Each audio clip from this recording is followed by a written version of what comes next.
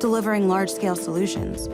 It integrates easily with technology from industry partners through deep collaboration with the client to manufacture, test, configure, and install at global scale. Different achieves the impossible, the first of a new series. A more energy-efficient supercomputer, yet 10 times more powerful than its predecessor. With over 3,400 Lenovo ThinkSystem servers, each performing over 2 trillion calculations per second, giving us an 11.1 petaflop capacity. Different powers Mare Nostrum, a supercomputer that will help us better understand cancer, help discover disease-fighting therapies, predict the impact of climate change. Mare Nostrum 4.0 promises to uncover answers that will help solve humanity's greatest challenges.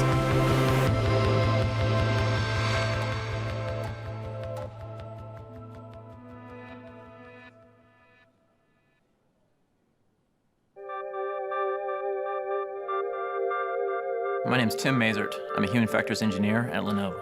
So my job as a human factors engineer is to look at the whole breadth of the product and try to identify where might be the pain points for the user as they interact with this. I'm really excited to work on the D2 Enclosure and SD530 product, the new 2U4 node from Lenovo, because it was very, very difficult to cram so much stuff into such a small package. We have the hot swap fans, we have hot swap power supplies, we have dedicated PCI slots for each node, we have dedicated networking ports for each node. The T-shaped design with a single backplane for the 6 hard drives allowed us to create a non-mid-plane version of a 2U4 node. And so we have a backplane for each of the hard drives because you have to have that hot swap direct attach pluggability that you want. But downstream of that, we have no mid-plane, and that allows us to have better cooling benefits behind the hard drives going forward. It is the Swiss Army knife of servers. It has the maximum flexibility, but yet you still have 4 2-socket systems in a 2U package. Different is better.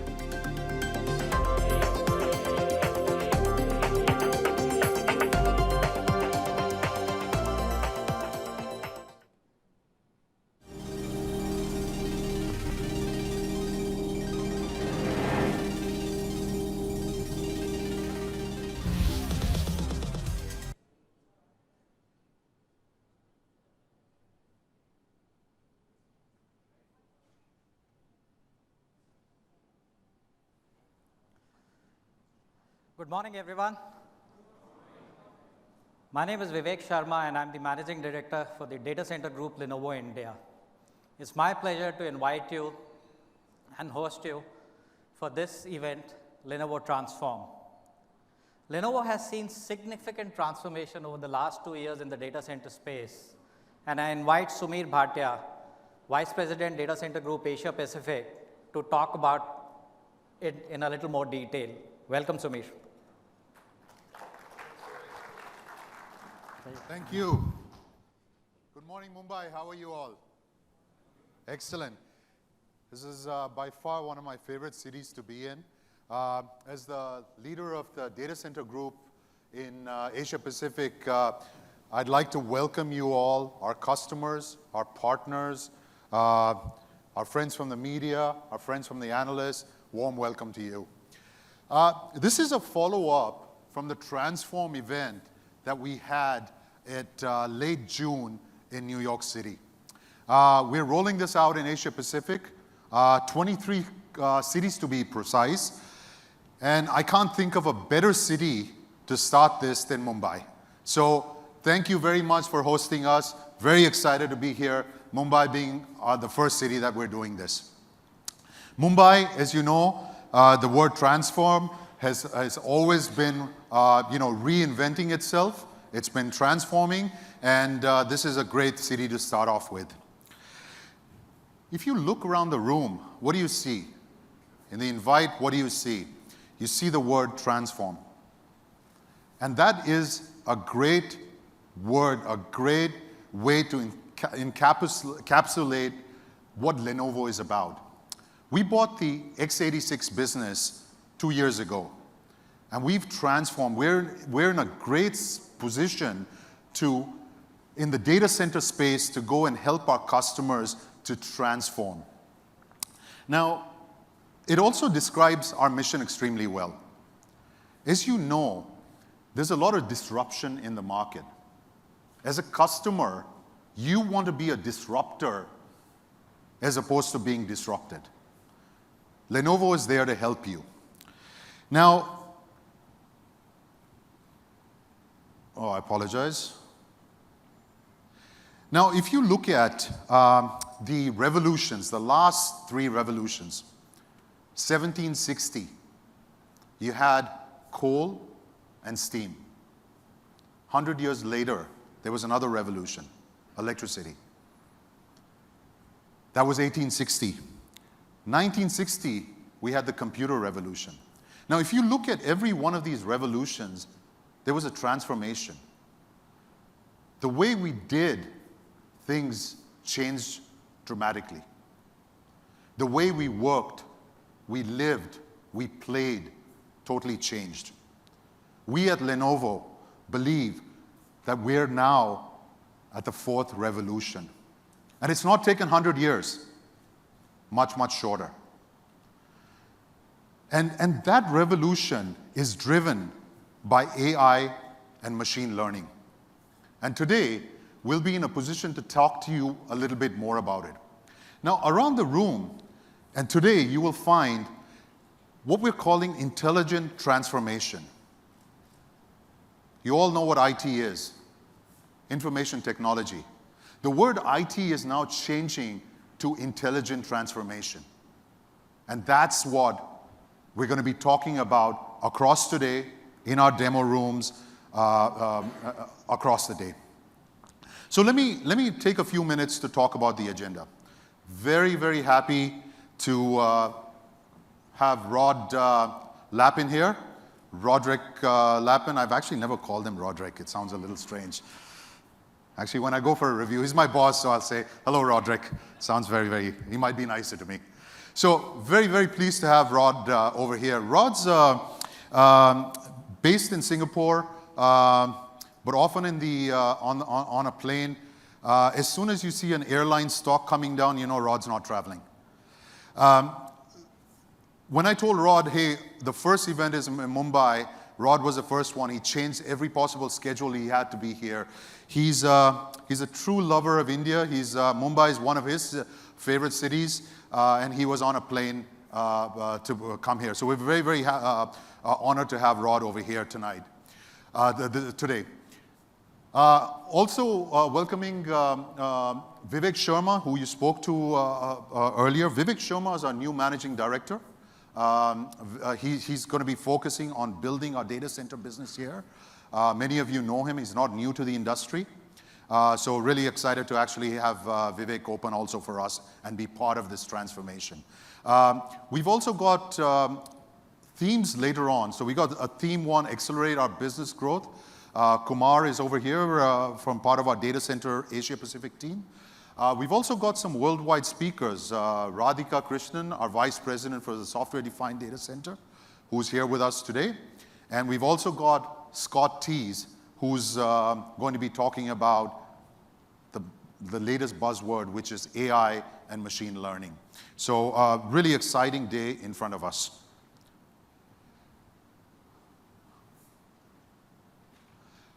I'd like to actually thank our sponsors, Intel, as well as Nutanix and SUSE. One of the key elements of our solutions is our key partnerships. And you're going to hear this across the day. Our partners are helping us, and we're jointly to go and transform the way we're doing business and changing the data center business for our customers. So thank you very much, our sponsors. I'd like to also welcome our special guest, George Shako. George is actually recently moved into focus on Lenovo as our global accounts from Intel. This is the second event that he's supporting here. He was with me here last week in Bangkok when we had a big internal event training our specialists in the various solutions. Sunil from Nutanix, the managing director of Nutanix here, a very good friend of mine, always there to help and jointly work to resolve the pain points of our customers. So, look, I don't want to take any more time. I want to, warmly welcome, without taking any further ado, want to actually welcome Rod. Rod's going to walk us through the transformation of the data center. So, Rod, warm welcome to you. Thanks, Mike. Thanks. Thank you. All right. Good morning, everyone. How are we all? Ooh, I now know why Samir didn't see what I saw. So basically, there's a lot of chairs down here still available. So for those of you standing up the back, I'm not going to start my presentation until you make yourselves comfortable. There's lots of seats down the front here. Try and move your way into the crowd so that we can get you all comfortably seating. I really want you guys to sit down and relax. You make me nervous when you're standing up like that. So come down. There's heaps of seats right down the front here. Fantastic. Best view in the house. I don't bite, I promise you. Excellent. All right, so I want to firstly replicate Samir's position and say, hey, thank you very much for taking your time. I know you've all got very, very busy agendas. We feel like we've got a really good story to tell today, and you're going to hear not only from myself, as Samir mentioned, but a lot of our subject matter experts on what we're doing with the Lenovo Data Center Group and how we're transforming the organization. And I'm going to go into that in a little bit of time. But first, I wanted to say thank you very much. As Samir mentioned, I'm a very, very big fan of India, but I did something very unique on the weekend. I flew in early with my wife. I've been to India probably over 30 or 40 times, but I've never actually taken time off while I've been here. And I wanted to share some of my experiences with you. I had just the most amazing time here in India. Not only, obviously, spending time here locally and eating the food. As you can see down the bottom right-hand corner, I've actually been here 5 days. I'm now 5 days from 5 days on eating dosa for breakfast. So I'm actually going home about 10 kilos heavier than when I got here, I think. But I love it. The food is fantastic. I spent a lot of time in New Delhi, going to the mosque. You can see Mahatma Gandhi's cremation site, as well as, obviously, with my wife up there, going to Taj Mahal up at Agra yesterday. Saw the Agra Red Fort as well. Fantastic experience. You have an amazing country, and I think the future here is definitely India's, right? I really feel so positive on how the future of the world is going to go very, very quickly to this market. It's going to be very exciting. As you saw up the top, I have got Incredible India up there. I think it's probably the most apt catchphrase your tourism organization has put together ever in the history of a country's tourism organization. I think it's fantastic. So, love India. Super happy to be back here. Love Mumbai. Amar Babu, who's obviously a bit of a famous individual in the technology industry, took me out to dinner last night at 9:30 at night. I had dinner with him until 12 o'clock last night, eating all this beautiful Indian food. I am seriously going to be going home a lot heavier. I'm going to have to pay excess weight to Singapore Airlines as I go home tonight. Okay, so the theme for this event, as Samir mentioned, is transform. And we launched this and actually made a pretty strong statement in New York a few weeks ago. And I'm really, really honored to be able to make this launch that started in Asia Pacific, all over Asia Pacific today, in Mumbai, as Samir mentioned. Transformation for us is a really, really key element of what we're doing in Lenovo from a data center group. And I'm sure many of you can relate to how things have transformed. And I'll use a great analogy because hopefully you've picked up in my accent that I am Australian. And cricket is a great analogy for me. So we have Scott Tees here in the front row from America. He's going to have no clue what I'm talking about for the next 4 or 5 minutes. But I'll talk about it anyway. So the reality is, once upon a time, the English cricket system, 5 days, everybody in white, test matches, Ashes between Australia and England, obviously the very traditional cricket game. A guy called Kerry Packer in Australia invented the one-day match, where we took the 5-day match down to 1 day, everybody's in coloured outfits, and that changed the revolution of the organisation as well. And cricket became more popular, expanded, obviously, interest into other parts of the market that traditionally weren't willing to watch a game for 5 days. Then fast forward, and we've got the IPL, right? India's really transformed cricket. The 2020 cricket format is no doubt probably the best transformation cricket has had. We've replicated the same thing in Australia, and technology has gone with that as well. We've had the third umpire reviewing things up top. Then we've had the infrared heating system checking if someone's nicked the ball when it was caught behind. And now we're seeing Intel come good with drones doing analysis on batting swings and pitch analysis before the game for the ICC. You know, and all this technology has transformed cricket to be much more analytical, and the analysis that we put together in cricket now is making it a lot more interesting for all of us probably in the room who are much more data oriented. With all that technology, etc., that's happened in cricket, though, unfortunately, it can't help the Australian cricket team. My team, unfortunately, at the Women's World Cup here in India, Amar is very, very quick to remind me that India absolutely beat our Australian women's cricket team, and unfortunately my men's cricket team are disputing over their pay at the moment. So I think we've got a very, very tough cricket situation. I might end up supporting India, I think, is probably the better option for me. I've got a chance of winning something. All right, let me talk a little bit about what Transform's really about. We had this big event in New York, as we mentioned, and we've gone through some pretty big transformation in the last 2 years since we bought the IBM x86 business. And I'm going to walk you through that basically today. So we've basically taken our organization and segmented it out from an end-to-end data center portfolio. We've really done a very good job now, especially in the last 6 to 12 months, in really building an end-to-end organization in the x86 space. And you will remember we actually bought just x86 hardware. That's all we bought. We bought an x86 hardware business that was really good, it was compelling, best-in-class engineering skills, best-in-class quality, best-in-class customer service, and I'm going to talk a lot about that. But as you hear from Scott, and you hear from Radhika and Kumara, all these guys that are getting up, they're going to talk to you a little bit about how we've really transformed the organization, not only for ourselves internally, but also for our customers, and how we're driving change in the organization to really address our customers' needs a lot more differently.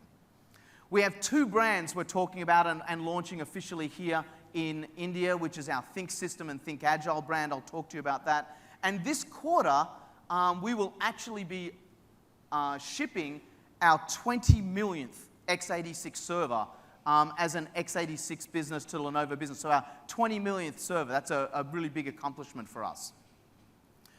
We're also making some big declarations today in our organization. So Scott will talk about it, and Samir talked a little bit about the high-performance computing space. We're actually making a big statement that we're going to be #1 in the world in the HPC space by 2020. Now, that's a big statement, but we are actually #2 on the top 500 supercomputing installations globally, and we are the fastest-growing vendor in HPC worldwide. And so we think we've got a very strong viability to be #1 in HPC globally. And the cool thing about that is we feel like we have the real engineering prowess, the engineering skills internally to be able to back that up. We've got doctorates in thermal dynamics and doctorates from MIT Sloan in artificial intelligence, weather analysis, geographical surveys. We've got a really deep team of engineers that really specialize in HPC, scattered all over the world to specifically help our customers in that space. And it's something we really pride ourselves on. We're really committing ourselves to disrupt the industry. We're probably the largest startup in the industry right now, right? We contribute just over 10% of Lenovo's global sales, but really we're starting afresh with a brand new vision and a brand new focus as an organization. And that's something that we're very proud of. So we believe we're the largest startup probably in the industry right now. And it's going to help us up, and I'm going to talk a little bit later on about it, really setting ourselves up for more IP investment, M&A investment, especially as we get into IoT, 5G, all those emerging technologies that are really out, once again, to transform the industry. And all of that comes together as we start to really define ourselves as the most trusted data center provider globally. We really want to be your most trusted data center provider. And that's not just about supplying great hardware. That's about having software that really is defining the management suite and how we drive the data center specialization that our customers are looking for. And having #1 in customer service, #1 in reliability, #1 in quality. And I'm going to talk a little bit about that later on as well. Basically, we're going to launch a whole array of profiles today that's going to work out for India. So 14 brand new servers, server platforms, 7 storage systems, and 5 networking switches, all encompassed in 2 separate brands. Very, very important for us. And as I mentioned earlier, this quarter will ship our 20 millionth server, a really big milestone for us as an organization. You can see largest data center portfolio in Lenovo's history is what we're launching. The data center brands I've already mentioned.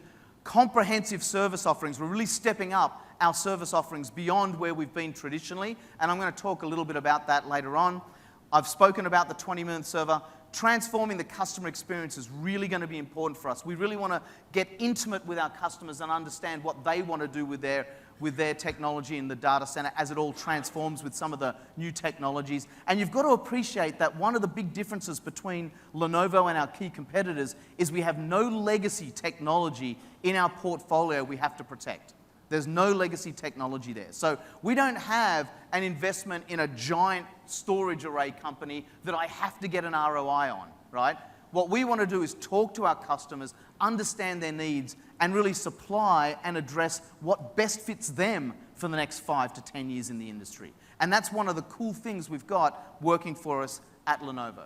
Lastly, obviously, we're going to talk about the next phase in Lenovo's history, which is really what today's about. So I'm going to talk a little bit about Lenovo. This is our headquarters in North Carolina, where our x86 business team came over. Exactly the same engineering team from our IBM heritage. That's where our doctorates and all our key engineers sit. Scott T sits there. He's going to get up and talk to you a little bit about HPC in a little while. But it really drives a foundation. It's the headquarters for the organization from a DCG perspective, but it obviously leverages a much bigger Lenovo machine that all of you here in India are very, very aware of. I was sitting at my breakfast in Agra on Sunday morning, and the waiter came up and said to myself and my wife, "Hey, you both have Motorola phones." And I said, "Yes, we do." And he said, "Why do you both have Motorola?" I love the Motorola phone, but I don't see a lot of foreigners come in with Motorola phones because we're very well known in India, thanks to our smartphone teams, for doing a great job around defining our smartphone success here in India and obviously our PC business. And that's really what we're leveraging here with the $43 billion in worldwide sales. We have 52,000 employees globally as well, all addressing everything from smartphones all the way through to the data center. And we obviously are in 160 plus countries globally, once again servicing our customers. We have 7 data center research centers. So 7 data center research centers came over with our organization in the acquisition. And we have about 5 global data center manufacturing facilities. And you can see as the price of oil changes, etc., we'll be expanding that manufacturing footprint globally as we become larger and invest more in the organization. We actually do a lot of manufacturing of servers, obviously. Over 100 servers we make an hour right now globally. And with our growth trajectory and how we forecast the business over the next 2 years, that will only continue to grow. So as I stated earlier, you can see these are the key tenets for Lenovo that we really can leverage both the technology capabilities from our x86 business with the existing Lenovo infrastructure, supply chain, things to leverage that we've already got as real core tenets in the organization.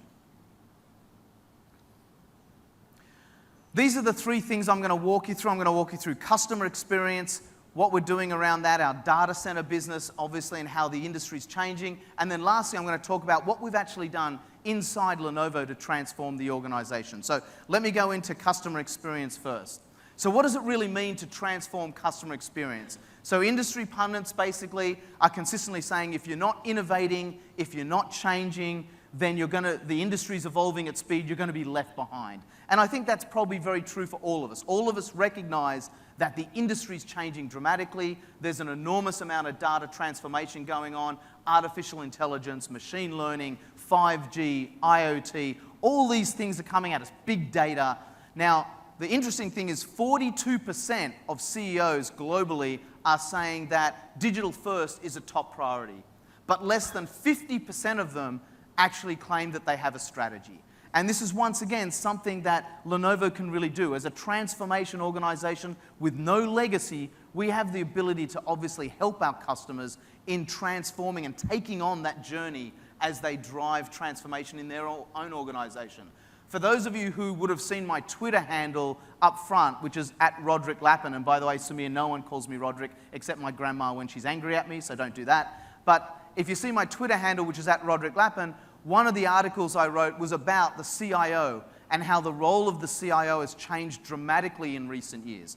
He's gone from being a technological supplier, an operational person to keep the lights on, to really partnering with the CEO, right, and understanding how they change their organization digitally going forward. So how they can assist the CEO, because the CEO doesn't really understand what's going on in the industry, and neither does most of the senior leadership team of most global or local organizations. And they really are starting to rely more and more on the CIO to ensure that they understand what their strategy should be. And you really see the CIO's role changing very dramatically from being more technical and operational to being much more strategic and partnering with the CEO on the strategy for the organization over the next 5 years.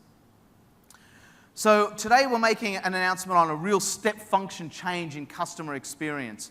You're also going to see supply chain as a big change. We're in the top 25 global supply chain companies. That's not just in technology, that's all companies globally. We're actually number 24, right, of the global supply chain surveys done by Gartner.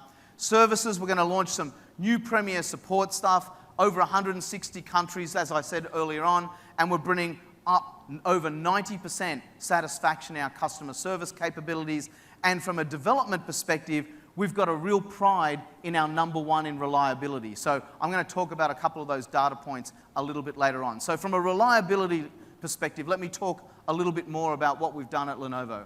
ITIC reliability support goes and surveys 750 CIOs and IT managers worldwide, whether it's North America, Europe, Asia Pacific, South America. They survey 750 global CIOs, and Lenovo is, for the last 4 years, the #1 most reliable server in the industry. And you can see the data that comes out of the survey there behind me. Effectively, we've been #1 for 4 years running. It's something we take a lot of pride in from our customers' perspective.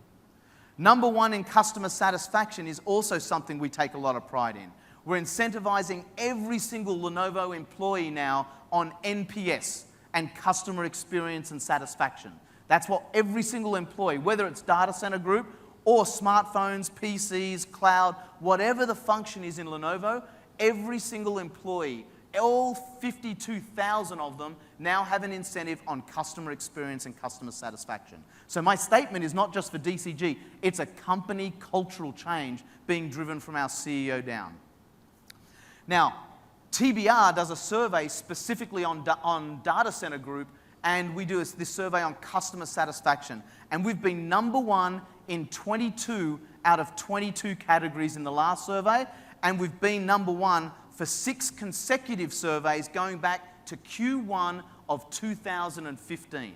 So #1 in reliability, #1 independently in customer service. And these are the key attributes that we really want to be talking to our customers about ultimately in ensuring that we are driving change and the real partnership with our customers on how we journey with them going forward. And you can see all of the categories that are actually up there on the customer satisfaction side. Now let's talk a little bit more about how we're actually transforming the data center. So this is the second component of my presentation. Many of you would know ThinkPad. ThinkPad is very famous. It's a legacy product. 25 years this year for ThinkPad. Lots of rumors about the fact that we might be bringing out a heritage ThinkPad to launch in the world for all of the very strong ThinkPad supporters. For those of you who don't know, I lived in Japan for 12 years of my life. most recently 8 years with Lenovo. I was based in Tokyo, and I was lucky enough to oversee the ThinkPad R&D Center, which is still based in Japan. In fact, the ThinkPad team there, the very first engineering team back in 1992 when we launched ThinkPad, was run by a guy called Naito Arimasa. And Naito-san is still our Chief Development Officer right now for ThinkPad today. So I was lucky enough to be in Japan through 8 years of my career at Lenovo. And in Japan, there are some absolutely crazy ThinkPad fans. Absolutely crazy. I was sitting once at an event with a gentleman. He was sitting next to me. And while I was talking to him, trying to have a conversation with him, he was on eBay in Australia buying a 701C ThinkPad that hadn't been opened yet. It was a 20-year-old PC at the time, and he was buying it because it hadn't been opened yet. He's buying it on eBay in Australia and getting it shipped to Japan. And I asked him, why do you want that? He goes, I want to put it in my collection. I said, how many ThinkPads do you have? He said, 130 personal ThinkPads he'd bought. So very, very key sort of momentum behind ThinkPad, a big culture there. And we've got obviously a 25-year heritage that we're going to be hitting up in October this year. But what a lot of people don't know is this year is also going to be the 25-year anniversary for our x86 server business. And I'll talk a little bit about that as well later on. The cool thing and the reason why we're talking about ThinkPad is Lenovo has a very, very dynamic culture. We're very, very fearless around innovation. We're risk takers and we're continuous learners, right? Very strong continuous learners.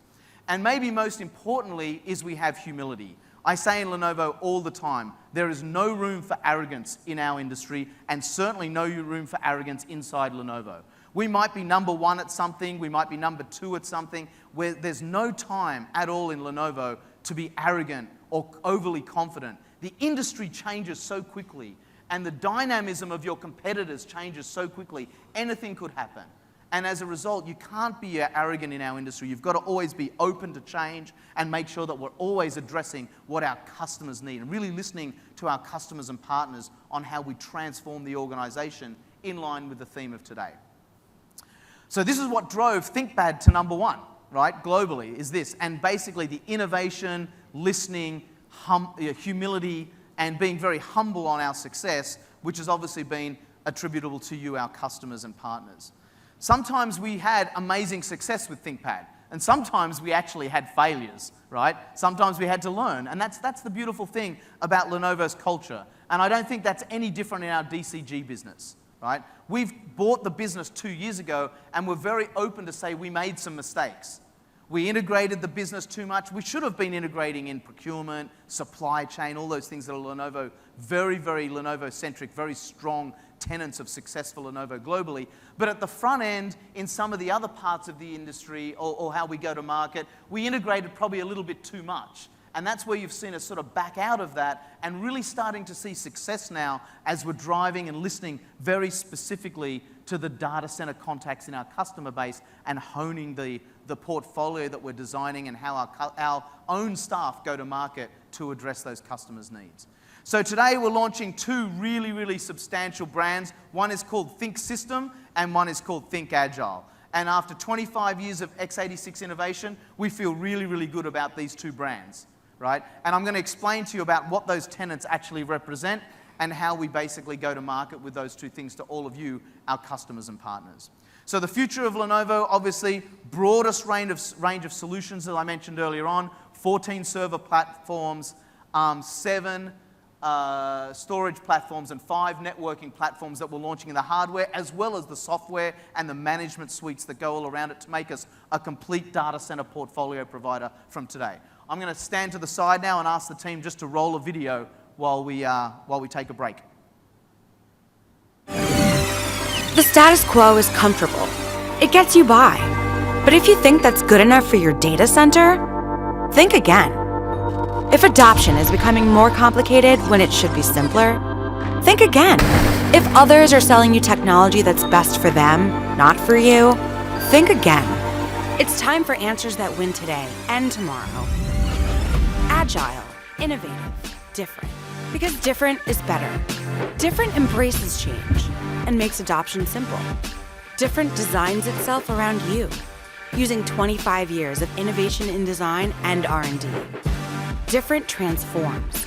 It gives you ThinkSystem, world record performance, most reliable, easy to integrate, scales faster. Different empowers you with Think Agile. It redefines the experience, giving you the speed of cloud and the control of on-premise IT, responding faster to what your business really needs. Different defines the future. Introducing Lenovo ThinkSystem and Think Agile.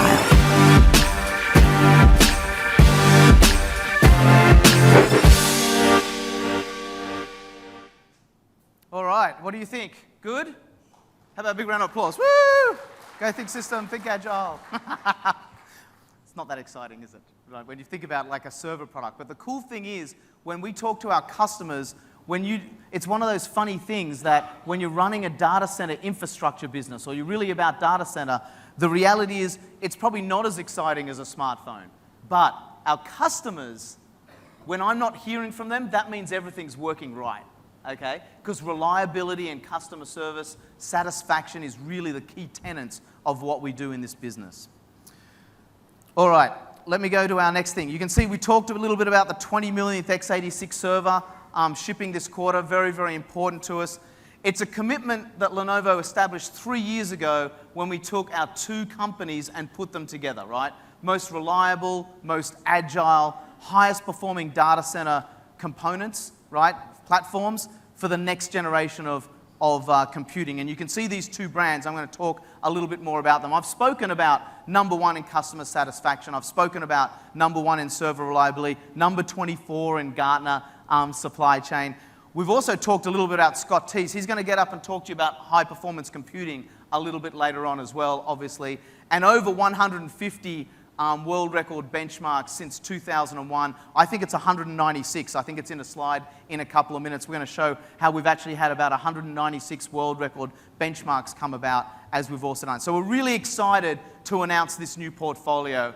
Our teams really challenged themselves from the start. It's a ground-up, full new portfolio designed by our engineering team in Raleigh, North Carolina. I think they've done a really, really good job. But it's not just about the design of the products, right? It's all about the goal and the legacy of being #1, that most trusted data center provider around customer satisfaction, reliability, and quality. 42 new world records. This is new data, the first time we've been presenting this externally. 42 new world records after the Pearly launch with Intel announcing we can now come out and talk about that. All on our performance benchmarks, obviously. You can see all of the benchmarks around that. I'm not going to go into each one. And 196 new world records, as I mentioned, achieved since 2001. So we've got a great heritage of server design. It's really important to all of us. The most comprehensive portfolio, data center portfolio ever, as I mentioned, 14 servers, 7 storage devices, 5 networking switches. Once again, really, really important for us. And we've talked a little bit about services, but we've got brand new services offering, real premium services offerings to go on with this organization and the new portfolios we're bringing to market. You can get end-to-end ownership of a customer experience, very specific now for our Think system. And you'll see that our customer service and focus on that as we're incenting every single employee on customer satisfaction and closing the loop with every single open action we're given from our customers becomes more and more paramount for us culturally as we go forward. We're also adding a white glove installation solution for our Think Agile business. And I'll talk a little bit about that later on. But basically, our Think Agile solution is all about the future of infrastructure and how we actually put that together and drive a complete end-to-end solution for our customers from a hardware design all the way through to a superior customer support and installation solution we've got as an organization. Obviously, all of that is done with close collaboration with our ISVs and sponsors, as Samir mentioned earlier on.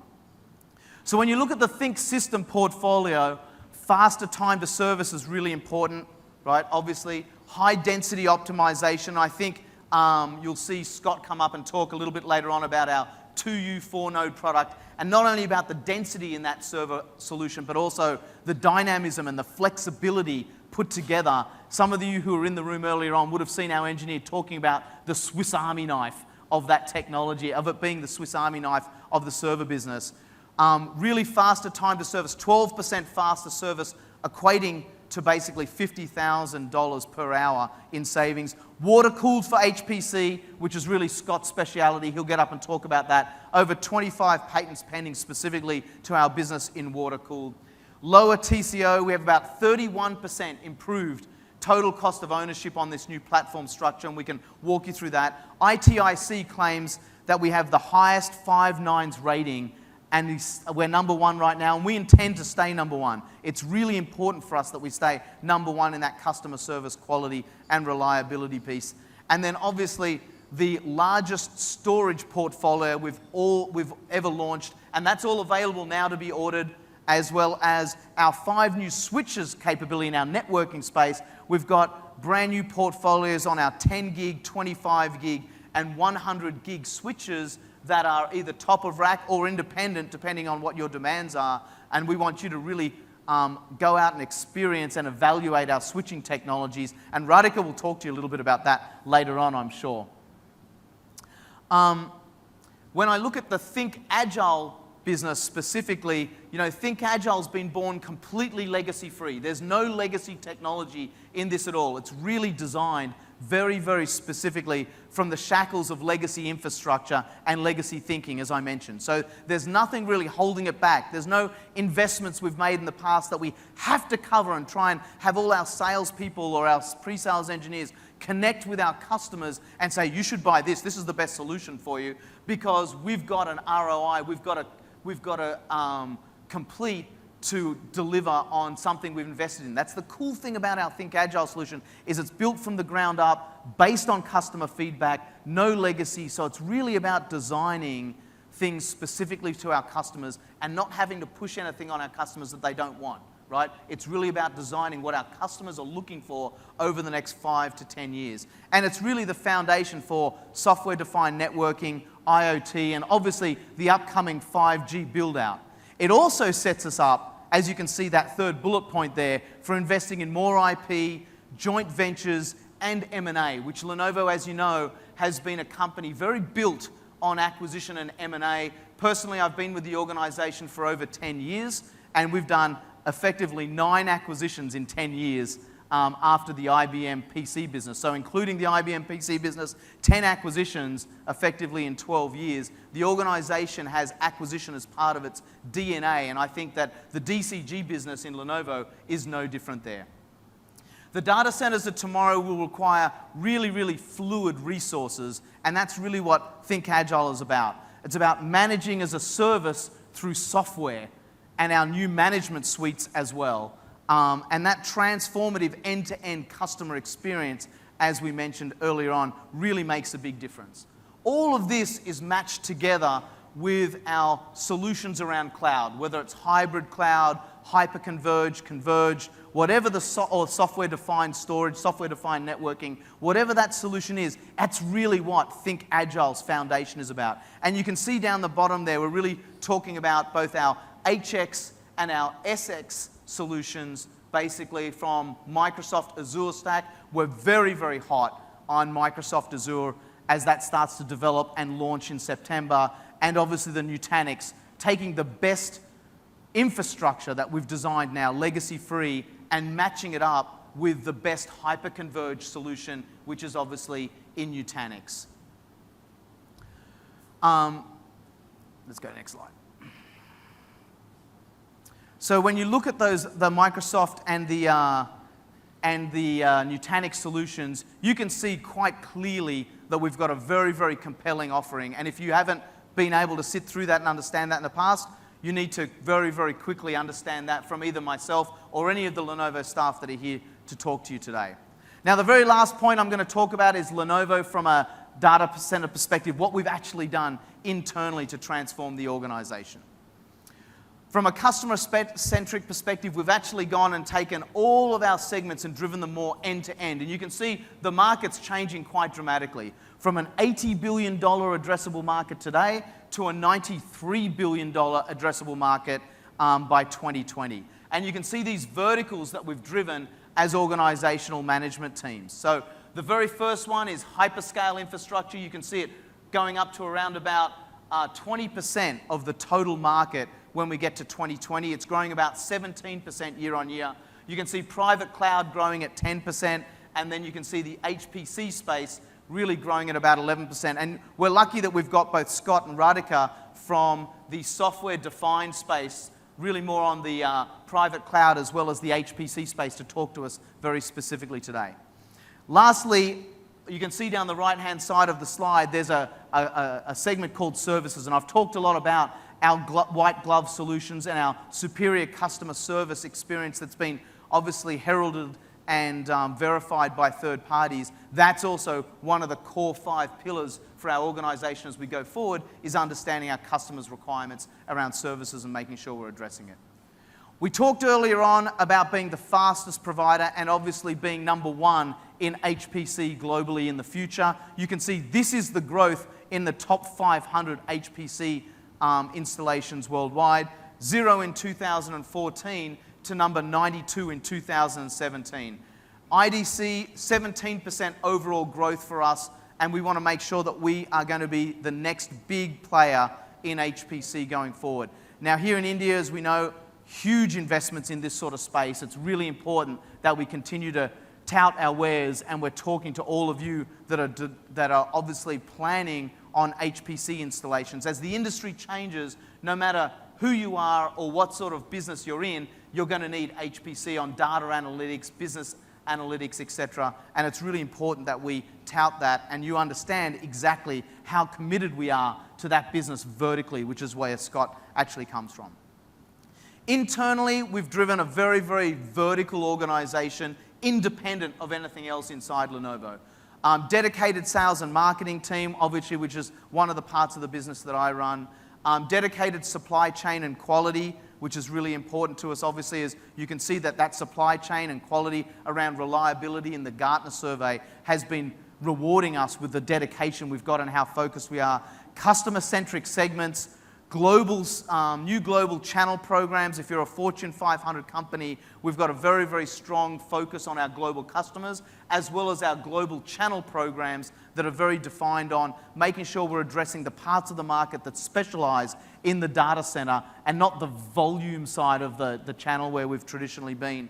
New systems integrator relationships, whether they're the systems integrators here with legacy India heritage or the worldwide ones out of Europe or North America. We've got some really strong systems integrator relationships right now, and obviously a very strong new leadership team with a heritage from places like Nimble, Cisco, HP, Dell, Intel, IBM. We've really diversified our leadership team for the future of the organization. So here's the slide I started with up front. So this is the end of my presentation. Hopefully you've got a bit of a picture from me on what we've done. We've got the largest portfolio we're launching today. Think System and Think Agile, very important for us, those 2 data center brands. Very comprehensive offerings around services, available here in India or anywhere around the world.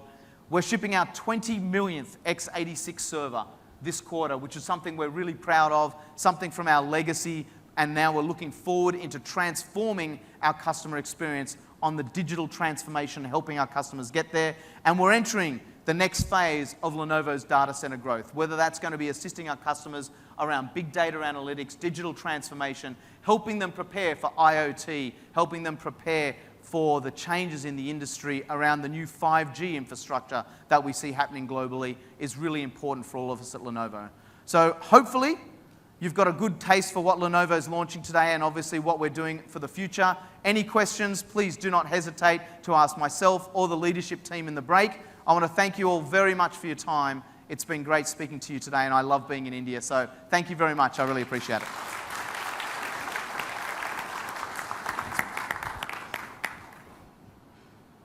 Thank you, Rod, for sharing your thoughts on how the data center market is evolving and Lenovo's plans to address the same. It now gives me great pleasure to invite our next speaker, George Echo, Director Global Accounts, APJ at Intel. George is responsible for driving Intel's business across all product lines in partnership with Lenovo. George. Welcome.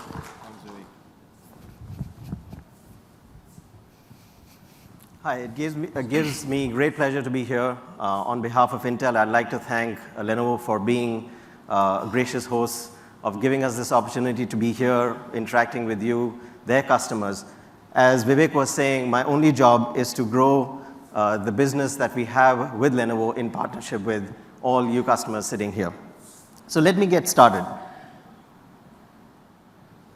You know, we at Intel are extremely passionate when we look at how technology can actually make a big industry transformation, can lead it. Today, Rod really set it up really well with the kind of transformations that we're talking about. Let me kind of expand on it a little more and take you through how we at Intel are thinking of how products for the data center need to be developed and need to be taken forward.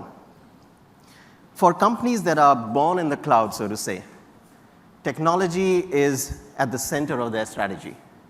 But what we're seeing and what we're really excited about is the fact that traditional industries like farming and like retail are also caught into that transformation. Today you can see how they're using sensors and data centers and analytics to go transform the industries because they want to increase their efficiency and reduce wastage and costs.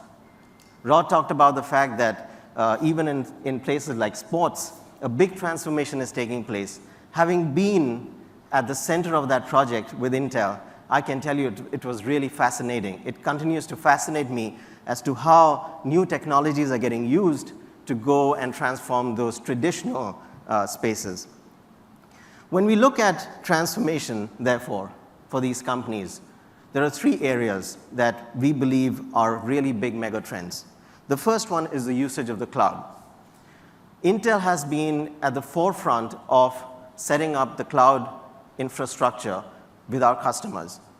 And as we see, what's really going to take shape is the hybrid cloud, which gives all of you here sitting in this room, as you think about your businesses, the ability to be flexible, to be able to scale. And I think that's where the future of cloud is going to be. And so we are very, very focused on driving this hybrid cloud concept. We believe that just like in the 90s, people were talking about internet strategy, you're talking about cloud strategy today. What's really going to happen, in my opinion, is that the term cloud strategy is going to gradually go away. What's going to replace it is just strategy, just plain strategy, your business strategy. And then the cloud infrastructure will go develop behind it and just become part of your daily, part of your rollout of your business, not just something that you call as a separate strategy. The second big thing is that with all this cloud infrastructure and billions of connected devices, you're generating a lot of data. And it's very fashionable to talk about data. But according to a Forbes study, only 1% of that data is getting utilized, is getting analyzed. And that is where we think the next big opportunity lies, when you start utilizing that data to go transform your business. And last but not the least, 5G. Rod again and touched upon it briefly. We believe that networks is what's going to change. And it's just not 5G being the next wireless technology. 5G as a means of connecting the best network that you can get at any point in time. 5G is about connecting the millions of people who are not connected today. 5G is about connecting the billions of things that are not connected today. In 2016, it seems there were 11 billion internet-connected things and people. That is going to go to about 30 billion by 2020. And what's amazing is that in the next 5 years, by 2025, that figure is going to triple to 80 billion connected things. Now, these connected things are not going to make any sense unless there's a very, very powerful network that connects them. And that is really the opportunity for 5G. So with these three things in mind, I'm really excited to, I'm really excited to introduce to you the next big advancement from Intel's side in the data center. And that's the Intel Xeon Scalable platform. What we have is 20+ years of Intel's experience in the data center coming to the best of the technology that we can offer.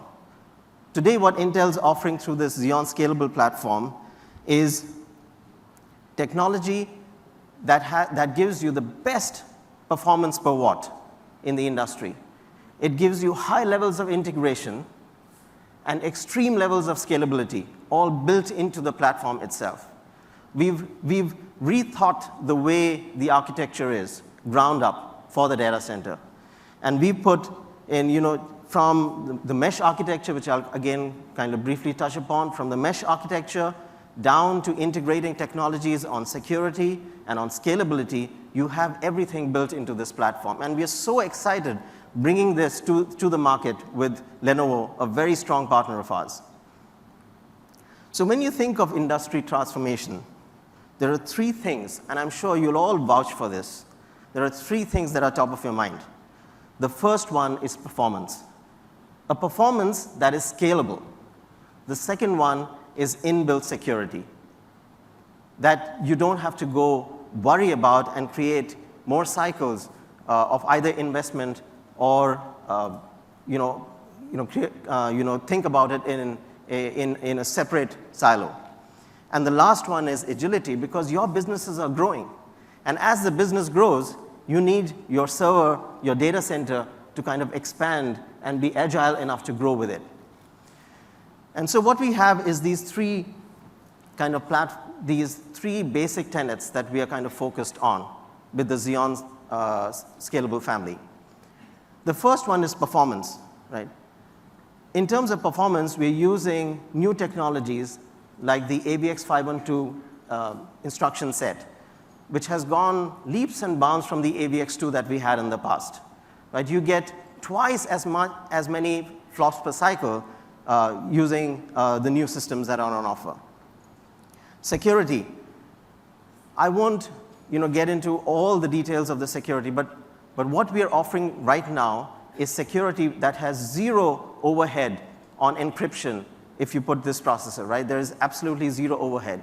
We have new technologies integrated into the platform, like the trusted execution technology, the platform trust technology, the key protection technology. Again, you don't have to worry about generating instruction keys and security keys. It's all something that the processor and the chipset will handle native.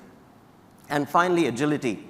Today, the big problem is how to reduce your costs while increasing your ability to scale platforms seamlessly.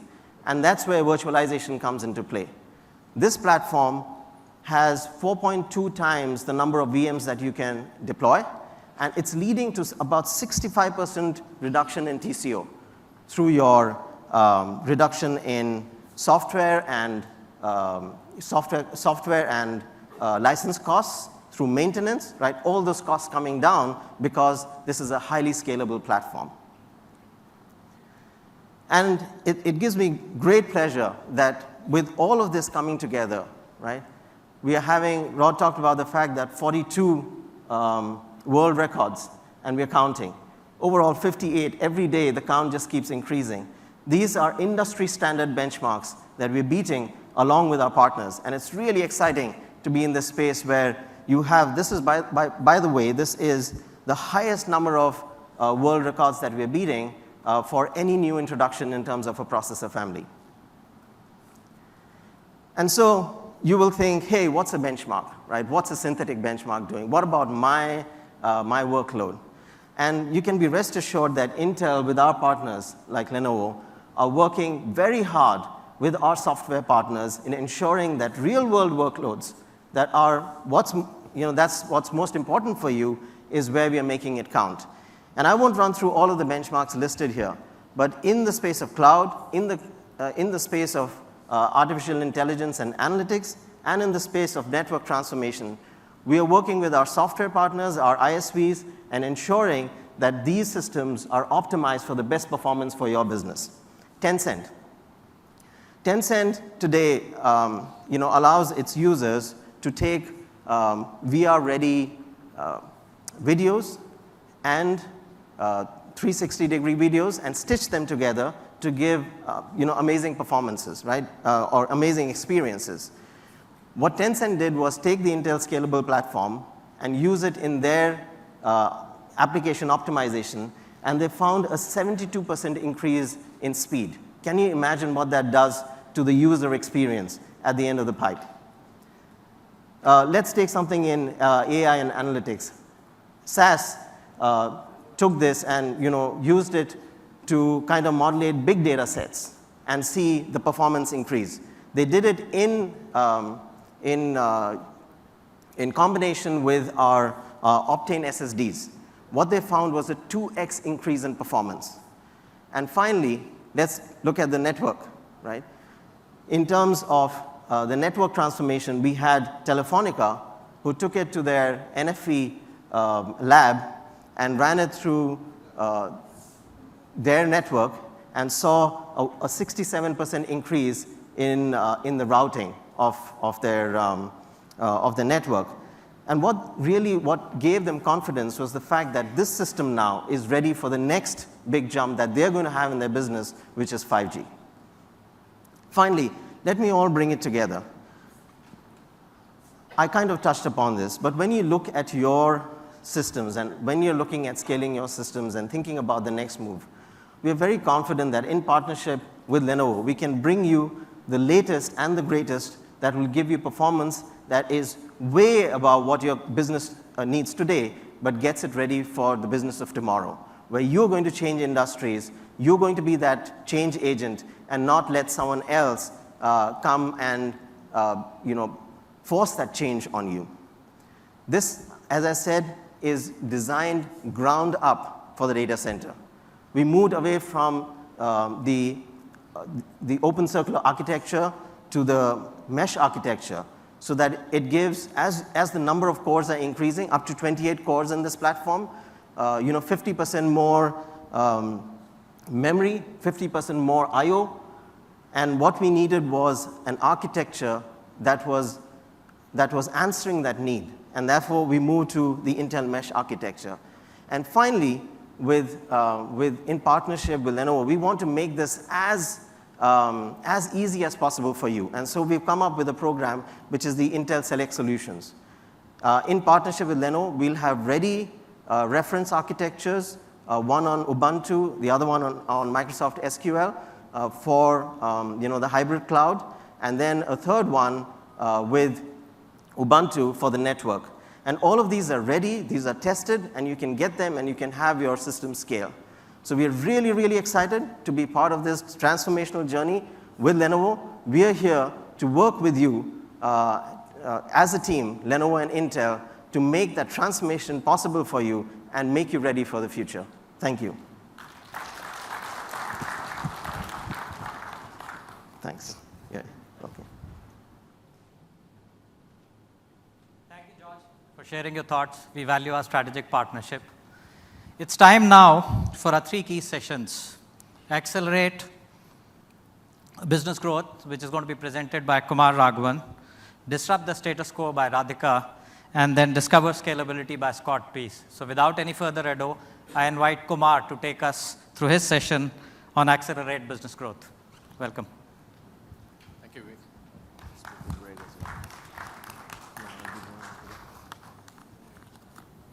चलो एक पर्ची रह गई बस अब मैं कहा एक पर्ची रह गई बस I need to go to the loo now. Thanks, man. So, 10 days ago, July 22nd to be precise. Can you hear me better? Is this off? Is this off? This is off.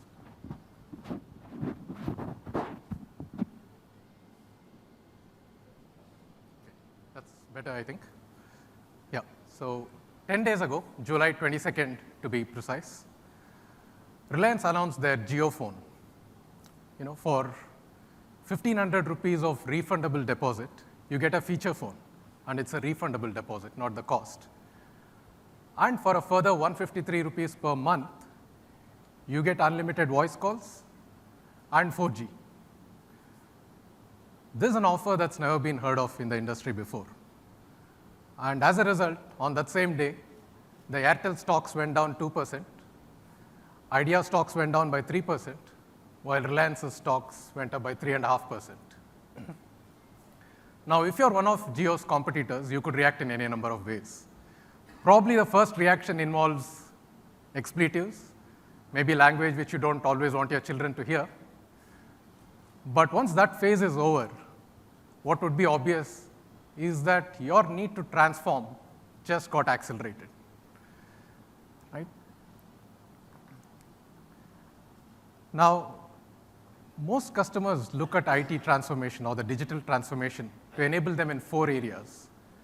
So you'd want them to acquire new customers, enter new markets, create new products and services, and finally, improve your efficiencies on a large scale. And when you look at these 4 dimensions, Lenovo has a rich history of enabling a number of organizations through this journey. One such example is SAP. SAP, all of us in IT, we all love SAP. They are in the midst of a significant transformation of their own. So they are going from a legacy business which involves selling licenses, renewals, and maintenance, to an era where their customers are demanding that they offer their services as a cloud offering, as a service. So SAP is busy making their transformation and offering you HANA as a service, as a cloud offering. And as they make this transformation, they are looking to Lenovo as a partner to get them into the software-defined data center. So Lenovo helps SAP put in their HANA systems on a highly resilient, on a highly scalable system within their data centers, so that customers continue to experience HANA as they've been used to in their own data centers in a secure and reliable way. So it's easy to talk about navigating change. And when you look at what's happened in the last couple of years, the one thing that most organizations have done is to move their non-differentiated loads into the public cloud. So something like your HR or payroll, it's easy to move into the public cloud. But that's just one small part of your transformation. The big part of the transformation really comes in applications which differentiate your organization, which is core to your value proposition. So if you're a trading firm, it's your trading platform. If you're a retailer, it's your commerce engine. So when it comes to these applications, they are constantly growing. So especially with the new IoT devices, with new artificial intelligences, the workload is constantly going to increase on these core applications. What that really means is that you can no longer continue to use or implement IT the way that you have been used to in the legacy infrastructure. That's one part of the story. But having said that, and having acknowledged that you need to make the transformation, the reality is that you still broadly live with the same set of skill sets that you have in your organization. You might add a few more resources, a few more skills, or complement some of them, but you're not going to be able to make wholesale changes because your IT budget still continues to be the same limited amount, and your CIO or CEO is asking you to do a lot more with less. And that is when it's important for you to rely on partners that you can trust to help you accelerate your transformation. And as you make this journey of transformation and look for those trusted partners, we strongly believe that at Lenovo, we can be that partner that helps you deliver any of those 4 dimensions of transformation where on-premise infrastructure is concerned. And what makes us think so? It's many of the things that Rod already covered. So we come from a legacy or heritage, really, of strong design components which deliver high reliability. You saw how we have those 5 nines. We have screaming performance, as you saw in some of the benchmark records that Rod alluded to and George also alluded to. But all of that is our strong heritage. So that is clearly delivering the customer satisfaction results that you again saw. But what that also means is that while we have this rich heritage, we don't have the legacy. So we don't have the large storage businesses to protect. In turn, what that means is we are able to work with the best minds in the industry, depending on the kind of workload that you're looking at. If you're looking at object storage, if you're looking at file and block storage, we work with the right set of experts, the new startups in the industry, who are really redefining how storage is consumed. Now, while we bring those cutting-edge technologies into your data center, what we also do is to assure you that it comes with the safe pair of hands of Lenovo service and support. So you're not left to fend for yourself with new, unproven technologies. So that's the value that the Think System and Think Agile brand stands for when we first began the whole design process for these offerings. Now, with all of those design components built into Think System and Think Agile, and a new set of services offerings, what we now bring to you is what we call as our engineered solutions. So the engineered solutions are really a set of workloads that you use to run your core applications to bring that value proposition, as I described earlier. And we make sure that all of these systems are optimized to deliver the highest possible performance at the highest possible availability for your particular system. So that is what we work with our partners to make sure that you get that in your data center through our engineered solutions. Now, when we began this whole process 2 years ago, so we really began with a clean sheet. So our thinking process was to ensure that when we rebuild our portfolio with Intel's new Xeon Scalable systems, these really need to address the modern day workloads. They've got to be able to handle the growing needs of real-time analytics. They've got to be able to handle the software-defined storage needs. They've got to be able to fulfill all of your DevOps-related application needs, which can be quite volatile. So with that design principle in mind, we came up with the 26 new offerings, the 14 servers, the 7 storage pieces, and the 5 network switches. Now, we'll cover some more on the servers and the storage offerings, but I wanted to spend a moment on the network switches. These 5 new network switches that you see is not just a hardware piece. We also came up with our own cloud network operating system, which is really cloud ready. And what that means is that these switches with the cloud network operating system are optimized for your east-west traffic, which is what you need in a hybrid cloud environment. And these are not really designed to optimize your north-south traffic, which is the old legacy way of design, which a lot of our traditional switch vendors tend to do. So that being in mind, with the Think system, Rod again mentioned the 42 world records that we have set with the new Intel Xeon Scalable systems. And these are real-life benchmarks. These are not academic benchmarks. These are benchmarks in database, in virtualization, in areas which help you enable a high-frequency trading if you are a financial organization. Those are the kind of benchmarks where we have delivered leadership results with our new Think systems. And it's not just the hardware piece that we are talking about. A key component that underlays all of the Think systems and the Think Agile brand is a piece of management software that's called the Xclarity. Now, Xclarity is again a clean sheet design. So it's been done with an Xclarity controller that sits on top of all of these systems and really helps you automate. Now, if you're used to solving the same problem over and over again on a particular system, and that's repeated on different systems, that problem can be solved much faster today with our configuration patterns with a single click of a mouse using our Xclarity software. What Xclarity also embodies is a very open architecture. So it uses Redfish compliant APIs, Windows PowerShell, and Python. And what that really means in the real world to you is if your data center is used to running on VMware and managed by VMware's vCenter, we have the right plugins on Xclarity, which will integrate to your vCenter so that all of the hardware statistics, all of the pre-failure alerts can all be visible on the same pane of vCenter glass. So you don't need to install one more piece of software for that.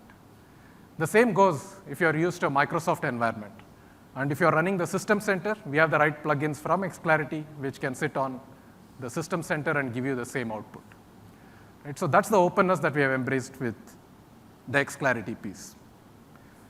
But what we also try to do is to look through the whole life cycle of how you consume your IT infrastructure, starting with the acquisition piece of it. So when we designed our portfolio, and again, you saw there were 26 new offerings, what we tried to do was ensure a lot of commonality of components. So we have tried to minimize a huge number of SKUs, which means you have a very small set of memory components, hard disk drives, the hard disk trays, and all of these are common across the platform. What that means is, from your perspective, when it comes to spare parts planning, it's much more efficient. The other feature that we are really proud of is what we call as the Any Bay. With Any Bay, what you get is a flexibility to configure any kind of hard disk across the base, whether it be SAS or SATA or SSD or the upcoming NVMe-based drives. What that helps you do is to tier your workloads. You can get the best possible result for your particular workload with the best possible drive that suits that particular workload, so that your costs are optimized, but your performance is still the best that you can get in that class. And to deliver this, we have come up with a new configurator that helps configure all of these parts quickly. And in case of the Think Agile, it delivers to you as one single part number, which means ordering is much more easy. And with all of these common components, delivery is much faster. So over 90% of our components can be shipped within a week. So we use a lot of AI tools in our supply chain, which makes our delivery much faster, and that's one of the reasons why we are within the top 25 of Gartner's supply chain survey. So that's the acquisition piece of your journey of the IT infrastructure experience. But the real benefit really comes when it comes to the actual operations or the production environment. So we briefly alluded to the number of benchmarks, but in real world terms, we are particularly proud of an SQL benchmark on 30 terabytes, which has been long standing. So you would think that in this world of commoditized hardware, it's very hard to differentiate or produce the right benchmarks.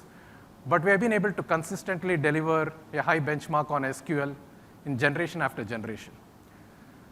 The same goes with VDI users. We have again been able to demonstrate that with our new systems, we can deliver 150% more VDI user density. And what does that mean for you? It really means that for every virtual desktop that you deploy in your environment, it costs that much lesser. So that's the clear benefit that you would get with this Think system. And we talked about the number one, reliability. And when you think through what goes underneath the reliability piece, we have a whole range of hot swappable components, which ensure that your downtime is minimal. We have a pre-failure alert mechanism.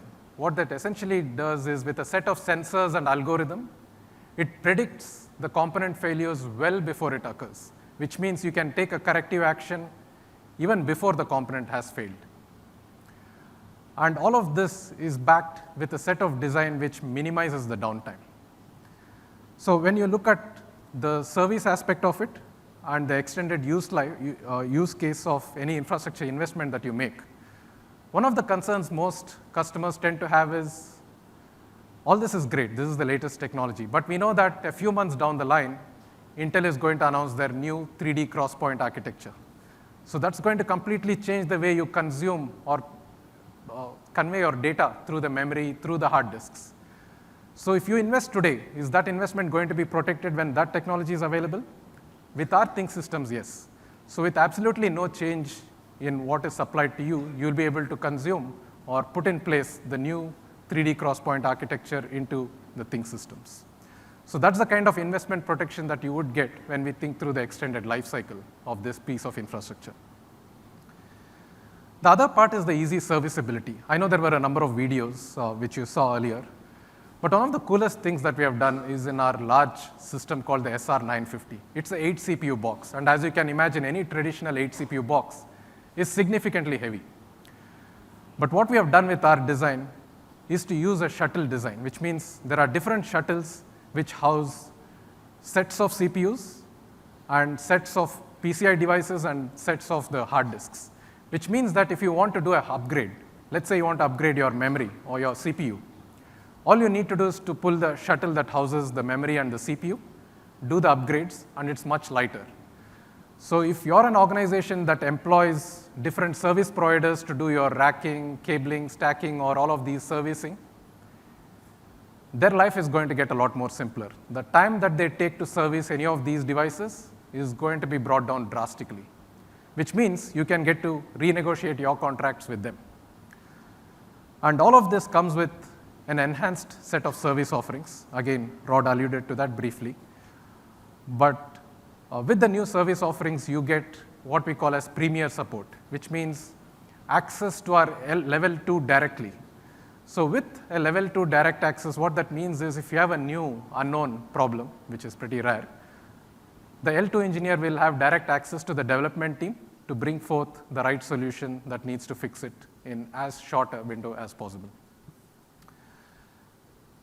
Now, all of these components go into what I, again, described earlier as our engineered solutions. And what we mean by engineered solutions is these are the solutions that we work with our various partners and make sure that they are validated designs. There are reference architectures. So when you deploy these are not science lab experiments that we do at your expense.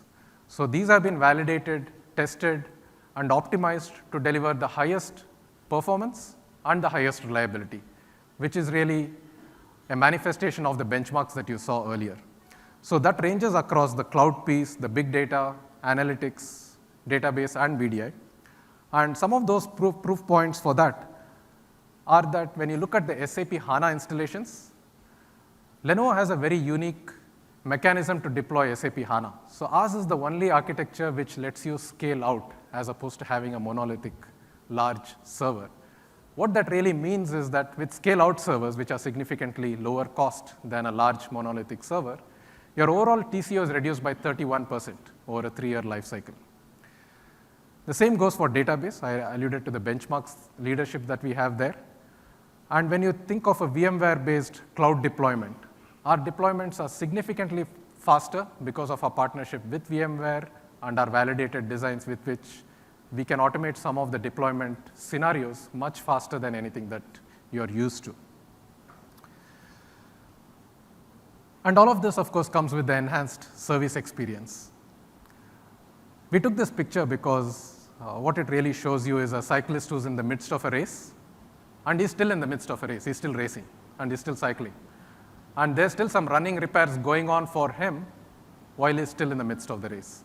So that's the kind of service experience we aim to bring to you. So we want to ensure that even if there are serviceabilities, upgrades, migrations, we want to make it smooth so that your day-to-day operations are completely unaffected. So you'll see some of that in the white glove experience that was alluded to for the Think Agile offerings. And a simple manifestation of that is a brand that many of you are familiar with. Now, for all of you who've been flying the airlines that we have in India for the last 5 to 10 years, know the kind of turbulence that the aviation industry has been through.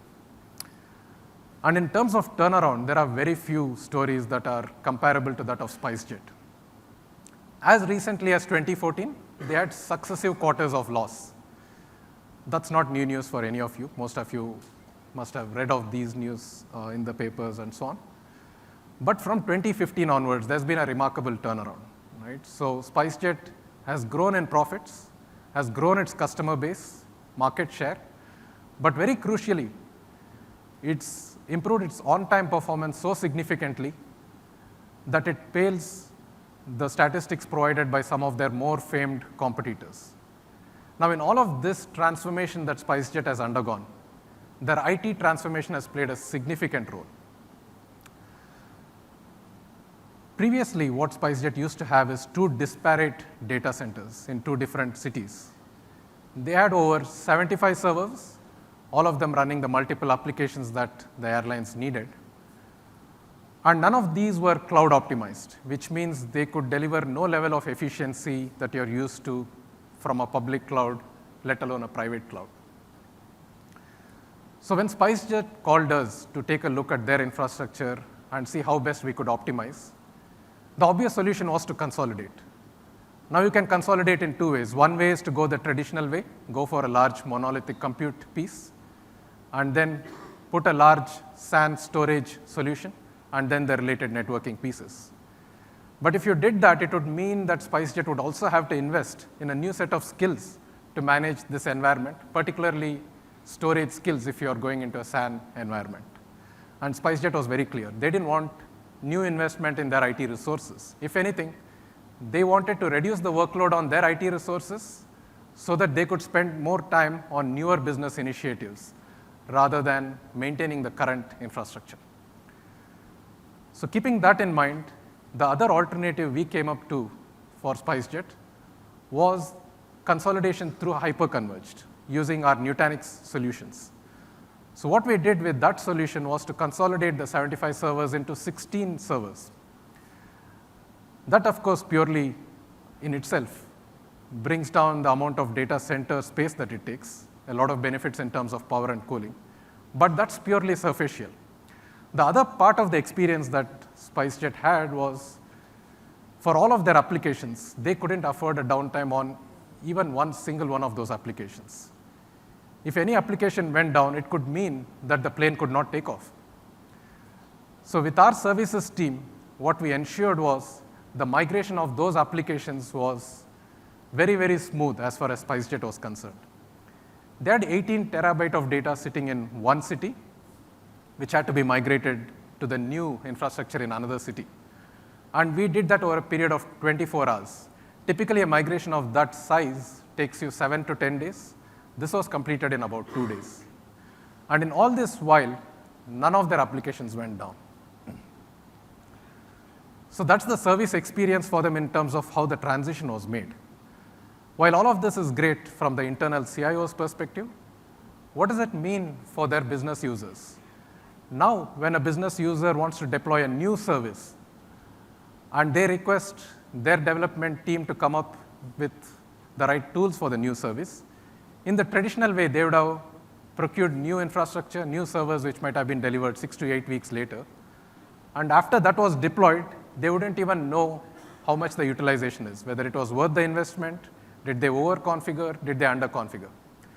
But with the new hyperconverged infrastructure, any new business requirement can get a VM in a matter of minutes, not hours, not days.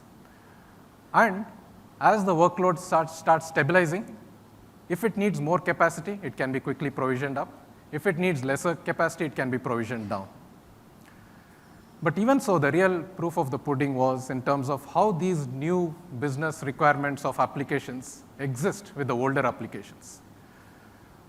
So it might seem like a trivial thing, but from an airline's perspective, if the crew doesn't get their roster in time, the plane is not going to take off on time, nor is it going to land you on time.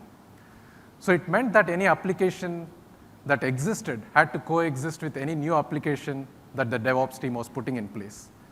So all of this infrastructure made sure that none of the existing applications were affected, and anything new that was spun in and put into place was working very well with the existing applications. So that's the transformation journey that SpiceJet went through. And I'd leave you with one quote from the former CEO of GE, former only by a month or so now, where he exhorts all the CIOs to be more vocal with the business initiatives. He says that it's important for you to demand a seat in the business decision-making table and lead some of the transformation exercises that your organization demands. Now, it's all fine for you to listen to the transformation stories of SAP or a SpiceJet, but that's a bit like watching the vacation photos of your friends on Facebook. Right? So you want one of your own. You want a success story of your own. And as you make that transformation journey, what we'd urge you to do is to make us a part of that journey. We can ensure that we can get you to your destination much faster and much more reliably than you have been used to. And with that, I thank you, ladies and gentlemen. Let me invite our Vice President for Software-Defined Data Center, Radhika. Over to you, Radhika. Thank you, Kumar. Hello, everyone. Can you hear me at the back of the room? Yes? Okay. Well, welcome again to this session. I'm really thrilled and pleased to be here in front of you. How's everybody doing this morning? Still doing okay? Hanging in there? All right, so just quickly by way of introductions, my name is Radhika Krishnan. I am the VP and General Manager for two of the three areas that our Intel speaker alluded to. So I have responsibility for software-defined infrastructure, i.e. the cloud, in addition to a networking business that Lenovo has, as well as telco. You know, the Intel speaker alluded to the big transformation that's happening in the networking industry and you know, in particular, the disruption that the telco market is being put through. So we're investing heavily. We at Lenovo have been putting in a significant amount of effort to simplify that space and to bring new innovative technologies to you. So in the next 25 minutes or so, I'm going to do my best to capture the essence of what we're doing in this space. And then I'm going to have a guest come up as well and share with you some of the successes that mutual customers have had in this space. All right, so the theme really here is around disrupting the status quo, right? And that's exactly what software-defined does to you. So, you know, there's been a lot of talk about the cloud and how, you know, the public cloud and the private cloud have been significantly impacting the way that customers, you know, run their businesses. And if you think about fundamentally what makes the cloud special, you know, it comes down to three things. What it does for you, you know, in a nutshell is, number one, it helps you, you know, dramatically improve your cost economics. So what I mean by that is, it's not just a question of, you know, lower CapEx, you know, capital acquisition costs and operational expenses. It's also this notion of mitigating the risk associated with having infrastructure on site and having to take care of it and manage it and so on, right? So the first value proposition that the cloud, whether it's public or private, delivers to you is this notion of cost economics. The second area, if you think about it, is really around agility, right? You know, agility is the notion of being able to derive better speed. You know, it's being able to deploy your workloads. It's being able to run your business at the speed at which you want to run it. And then the third area is really around simplicity, because you want everything to be mindlessly simple, right? I mean, a lot of the attractiveness of the public cloud is the fact that you can literally swipe a card, and that allows you to gain access to infrastructure in a very seamless manner. So if you fundamentally think about it, you know, those are the value propositions that customers crave today, and that's exactly what we're looking to bring to you. Now, what's happening though is, you know, if you look at the reality of, you know, whether it's the public cloud, and, you know, as I was, and I'm based in Silicon Valley in California, so as I was, you know, on my plane ride over here, I was looking at some of the news items that have been coming out in the context of IT in India, and the one thing that caught my eye was, you know, all these announcements around, you know, cloud investments that Amazon is making, that Microsoft is making, and so on. And so fundamentally, you know, while all of these are great, you know, the world that we inhabit today is really more limited in terms of what you can do and what you cannot do. You know, there's still the challenges around vendor lock-in, you know, proprietary systems. You still have to custom fit your applications to your infrastructure and so on. So we're nowhere close to this being perfect. And so what we're really striving to do for you is to deliver on those three core value propositions, right? So it's cost economics, agility, and simplicity. And so that's really what we're calling out here. The idea really is to be able to bring you the speed and the efficiency of the public cloud in an on-prem context, right? So that's what we're trying to do. And we've been able to demonstrate categorically through our products that, you know, we can deliver up to 80% faster time to value. You know, Rod, when he was up on stage earlier, alluded to the fact that we have the industry's best supply chain systems. Well, guess what? You know, we're putting them to good use, right, to deliver the time to value that you seek. We're constantly figuring out ways whereby, you know, we can get the infrastructure to you in a timely manner, and not only that, that you're able to get it up and running within a very short period of time. Similarly, on the simplicity front, you know, our goal really is to make this seamless. I mean, Kumar talked to you about some of the engineered solutions, and again, the intent really is not so much to, you know, saddle you with more and more cookbooks and so on. It's really to give you a very intuitive way to be able to deploy all of the workloads that you need in your environment. And finally, transformative experience. Now, we're very cognizant of the fact that customers go through, as you deploy offerings, as you deploy IT solutions, there is an entire life cycle aspect involved in it, right? So it's not just a matter of you acquire the system, you provision it, and you're off and running. While that is true for the most part, there is still a path to where you have to manage it, you have to upgrade it, you have to ensure that it continues to be compatible with all the other ecosystems offerings that fit in your environment and so on. And that's exactly what we've done. And I'll talk a little bit more about what we're doing with the Think Agile Advantage offering. But in general, if you had to net out what Think Agile brings to you, think of it this way, right? Think systems are the foundational building blocks, and Think Agile basically takes those building blocks, puts them together in a solution blueprint so that you're able to deploy it in a lot faster and a much more efficient way.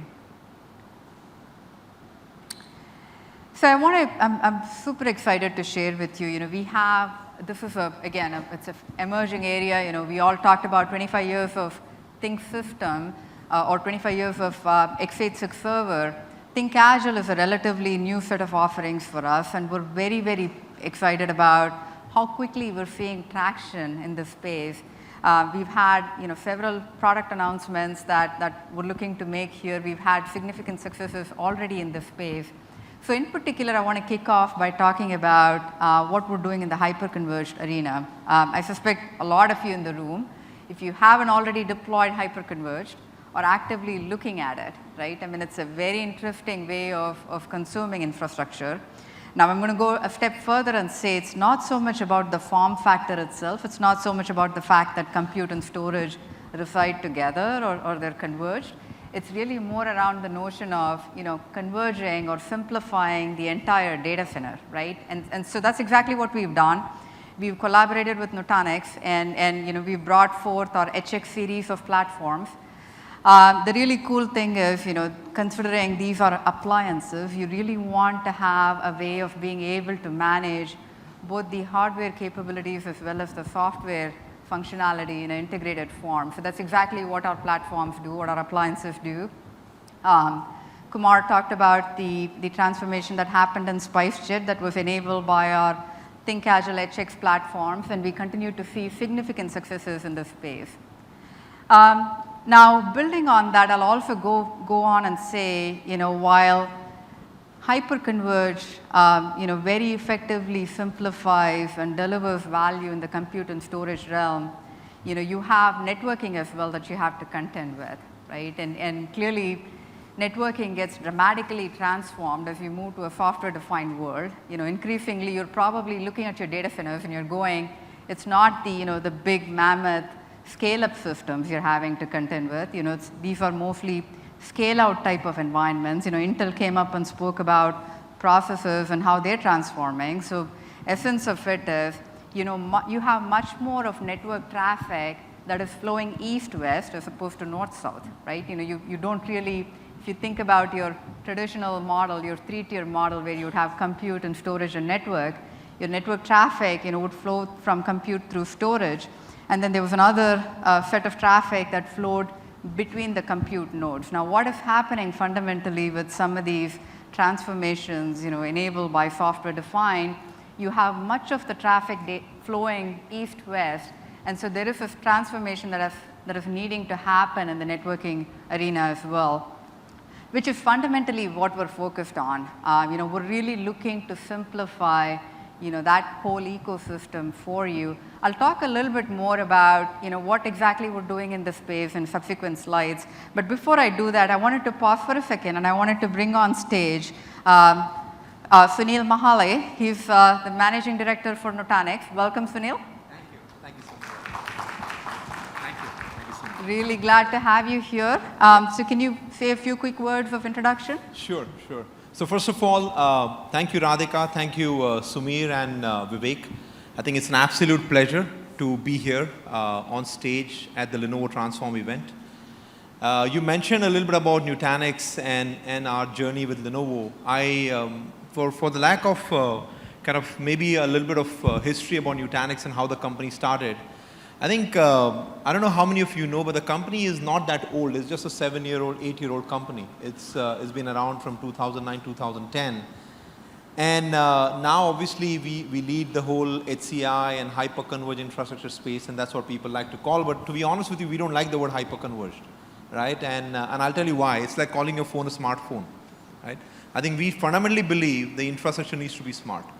So when the company started by Dheeraj, and I know you, Radhika, met a lot of our executives, we didn't start the company by saying, let's go build the world's best hyper-converged infrastructure. That was not the vision of the company, right? The way the company started was, well, let's go simplify the complexity in the data center. Let's make sure that we are eliminating multiple silos. And by the way it happened so that this technology became to be called hyper-convergence, right? Where we are natively integrating storage and compute together. Then obviously 3 years back, when we announced our Acropolis, which is our entire management and virtualization fabric on top of it, the idea was, if you go to public cloud, and Radhika mentioned Microsoft and Amazon and a bunch of other public cloud players, you don't ask what hypervisor technology you run, it's invisible to you as an end user, right? So why do we need to pay for hypervisor on your private cloud? So that's the reason why we came up with our own integrated stack approach. And third, our journey where we are going next as a company, and then our partnership with Lenovo, is really to build true enterprise cloud capabilities in your own data center, right? We have made a bunch of announcements at our .next, where we have obviously announced our own software-defined networking and SDN stack, our application automation and lifecycle management, as well as we have introduced our cloud service portal as well. So netted out, I think Nutanix is, yeah, we do hyper-converge really well, but that's not our vision, or that's not where we are going as a company. I think that's like building a foundation of Burj Khalifa. Nobody cares about a foundation. People care about how tall the building you're building. I think that's probably where we're going as a company. A partnership, and I want to kind of highlight, to Radhika's point, we started a business in India a little over 2 years back. And right from the very beginning, I think Lenovo has played a very critical role in helping build the Nutanix business in India. We have amazing success in financial services industries, in ITITES. We have SpiceJet everybody talks about. We have KPMG, ICICI Bank, Berger Paints. I mean, we pretty much have customers in every single segment who have adopted this technology from Lenovo and Nutanix. So over to you. I don't know if you have any questions, or you want to just maybe play one or two is there questions. a particular customer you would highlight, Sunil, and you know, do you want to talk about some thematic things that you see, you know, across the mutual customer base we have in India? Sure. So, of course, SpiceJet everybody has covered, but ICICI Bank is another really good example, a great use case where they have fundamentally seen a dramatic reduction in their data center footprint, going in from almost 6.5 racks to half a rack by just leveraging Lenovo and Nutanix technology, right? I mean, that's just one case in point. And outside of that, they've obviously seen a lot of improvements as far as their service availability is concerned, their application performance is concerned, and obviously their overall TCO as a matter of it, right? KPMG is another good example where they're deploying VDI as a technology on Nutanix. We have SpiceJet, everybody spoke about, which is running their critical applications on Nutanix. So again, we have Berger Paints, that's another big example that we have recently won as a customer. So yeah, I mean, to be honest with you, the workloads typically we end up seeing together is in the area of either SAP or business critical applications. We have virtualization, we have end user workloads, and obviously messaging. Those are kind of the workloads that customers deploy as well. Awesome, awesome. Again, super thrilled to have you on stage. Thank you for making the time. Thank you so much. Thank you. Really appreciate it. Thank you so much.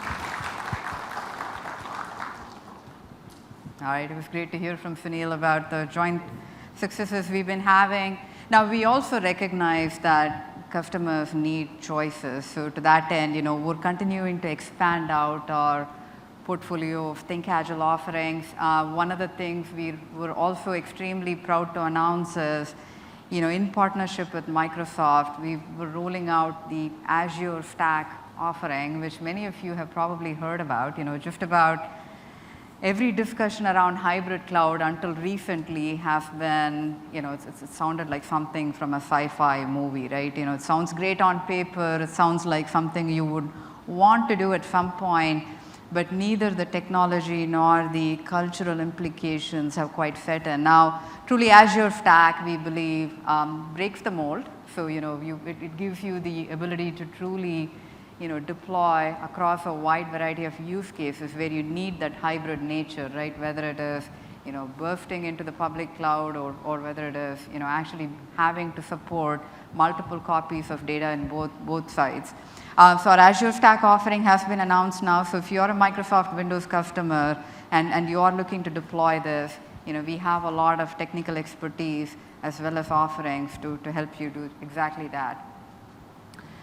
In addition, we also have a broad portfolio of software-defined storage offerings. For those of you that have historically bought an arm and a leg, storage for an arm and a leg from large established incumbent vendors. And by the way, disclosure, I used to work for a couple of these very large storage vendors myself. It was like a really cool business because you would make 60 to 70 points of margin. You would mark up your drives, your disk drives, your controllers, all of it.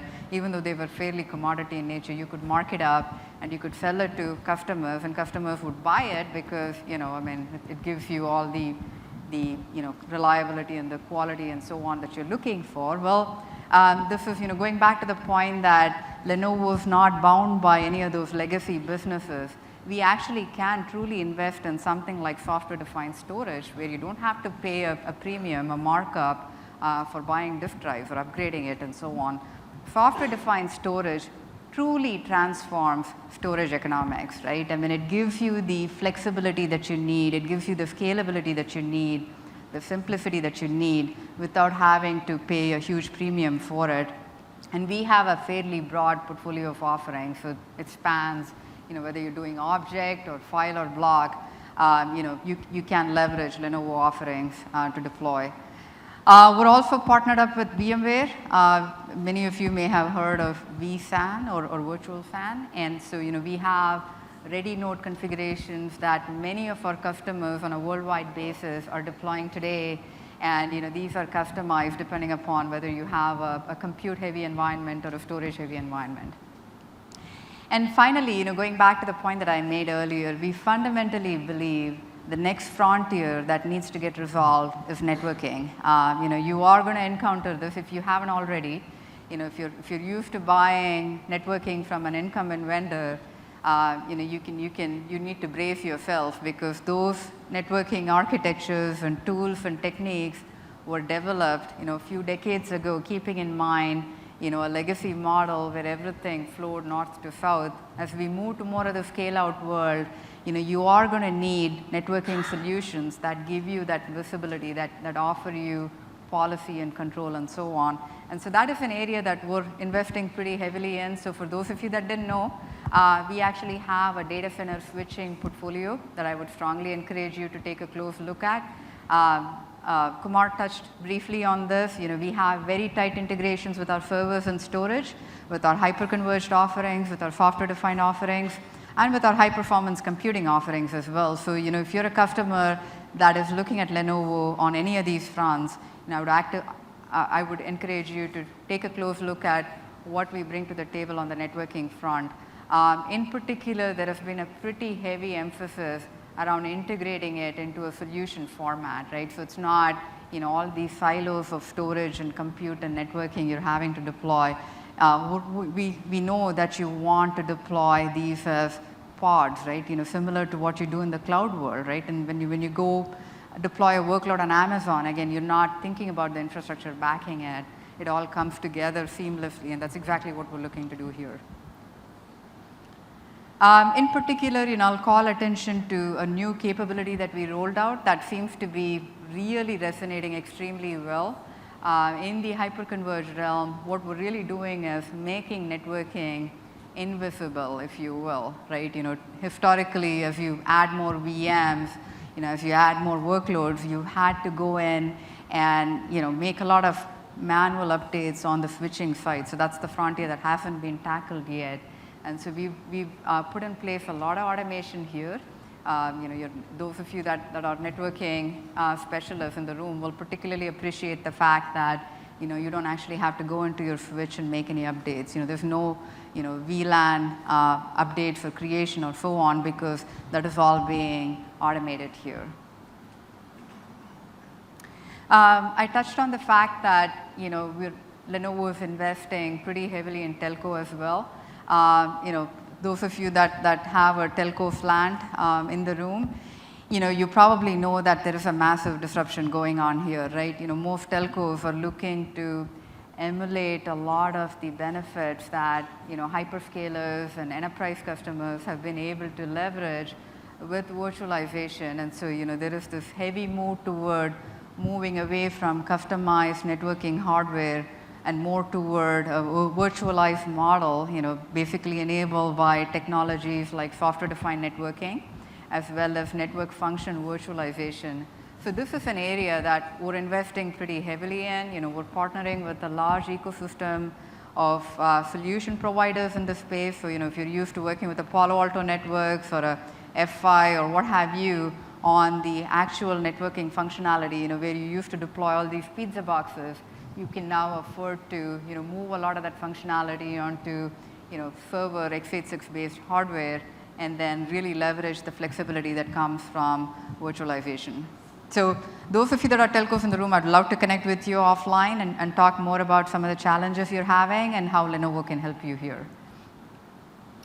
I touched upon the fact that we're offering, we're really looking at the overall lifecycle experience, and that's really what ThinkAgile Advantage does to you. It's really a mode of thinking about how customers consume infrastructure, right? And again, it's not just about the point of acquisition, it's across the life cycle. And so to that end, we've put in place a variety of think of it as a white glove type service for you for ThinkAgile, right? So there is a lot of emphasis around starting from, and I'm going to use steal an analogy from the phone industry. For those of you that are used to buying smartphones, there is a certain magic to how these get packaged and how these get right from the get-go, from when it you pick it up at the store or when it arrives in the mail, all the way through when you use it on a day-to-day basis. There is a lot of focus around the usability aspect of it, and that is something we're looking to incorporate within our ThinkAgile portfolio of offerings. So you can count on this being white glove service, this being premium service. Again, the intent is to give you that as a somewhat table stakes type of solution or benefit without charging an arm and a leg for it. So again, in terms of where we are with ThinkAgile, we've had, it's been out in the market for about a year now.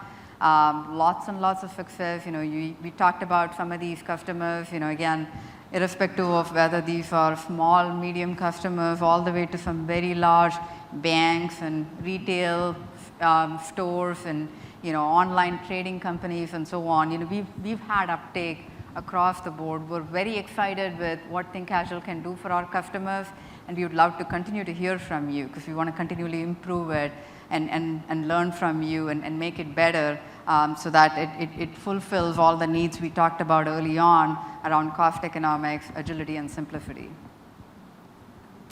Again, I'll close with a quote here from one of our customers. So this is really reflective of what a lot of our customers thematically tend to say. As I travel across the globe and as I talk to customers like you, what I tend to hear is, this allows me to sleep at night. It's kind of a nice feeling, right? You know that somebody else has got your back, and that's exactly what we're looking to accomplish with the ThinkAgile brand.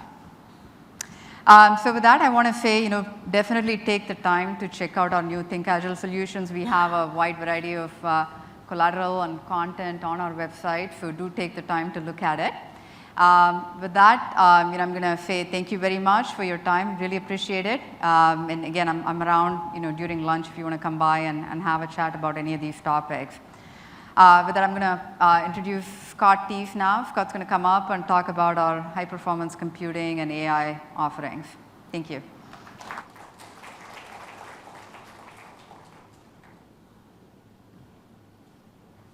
Hey, Hey, good day, everybody. Can you hear me okay in the back?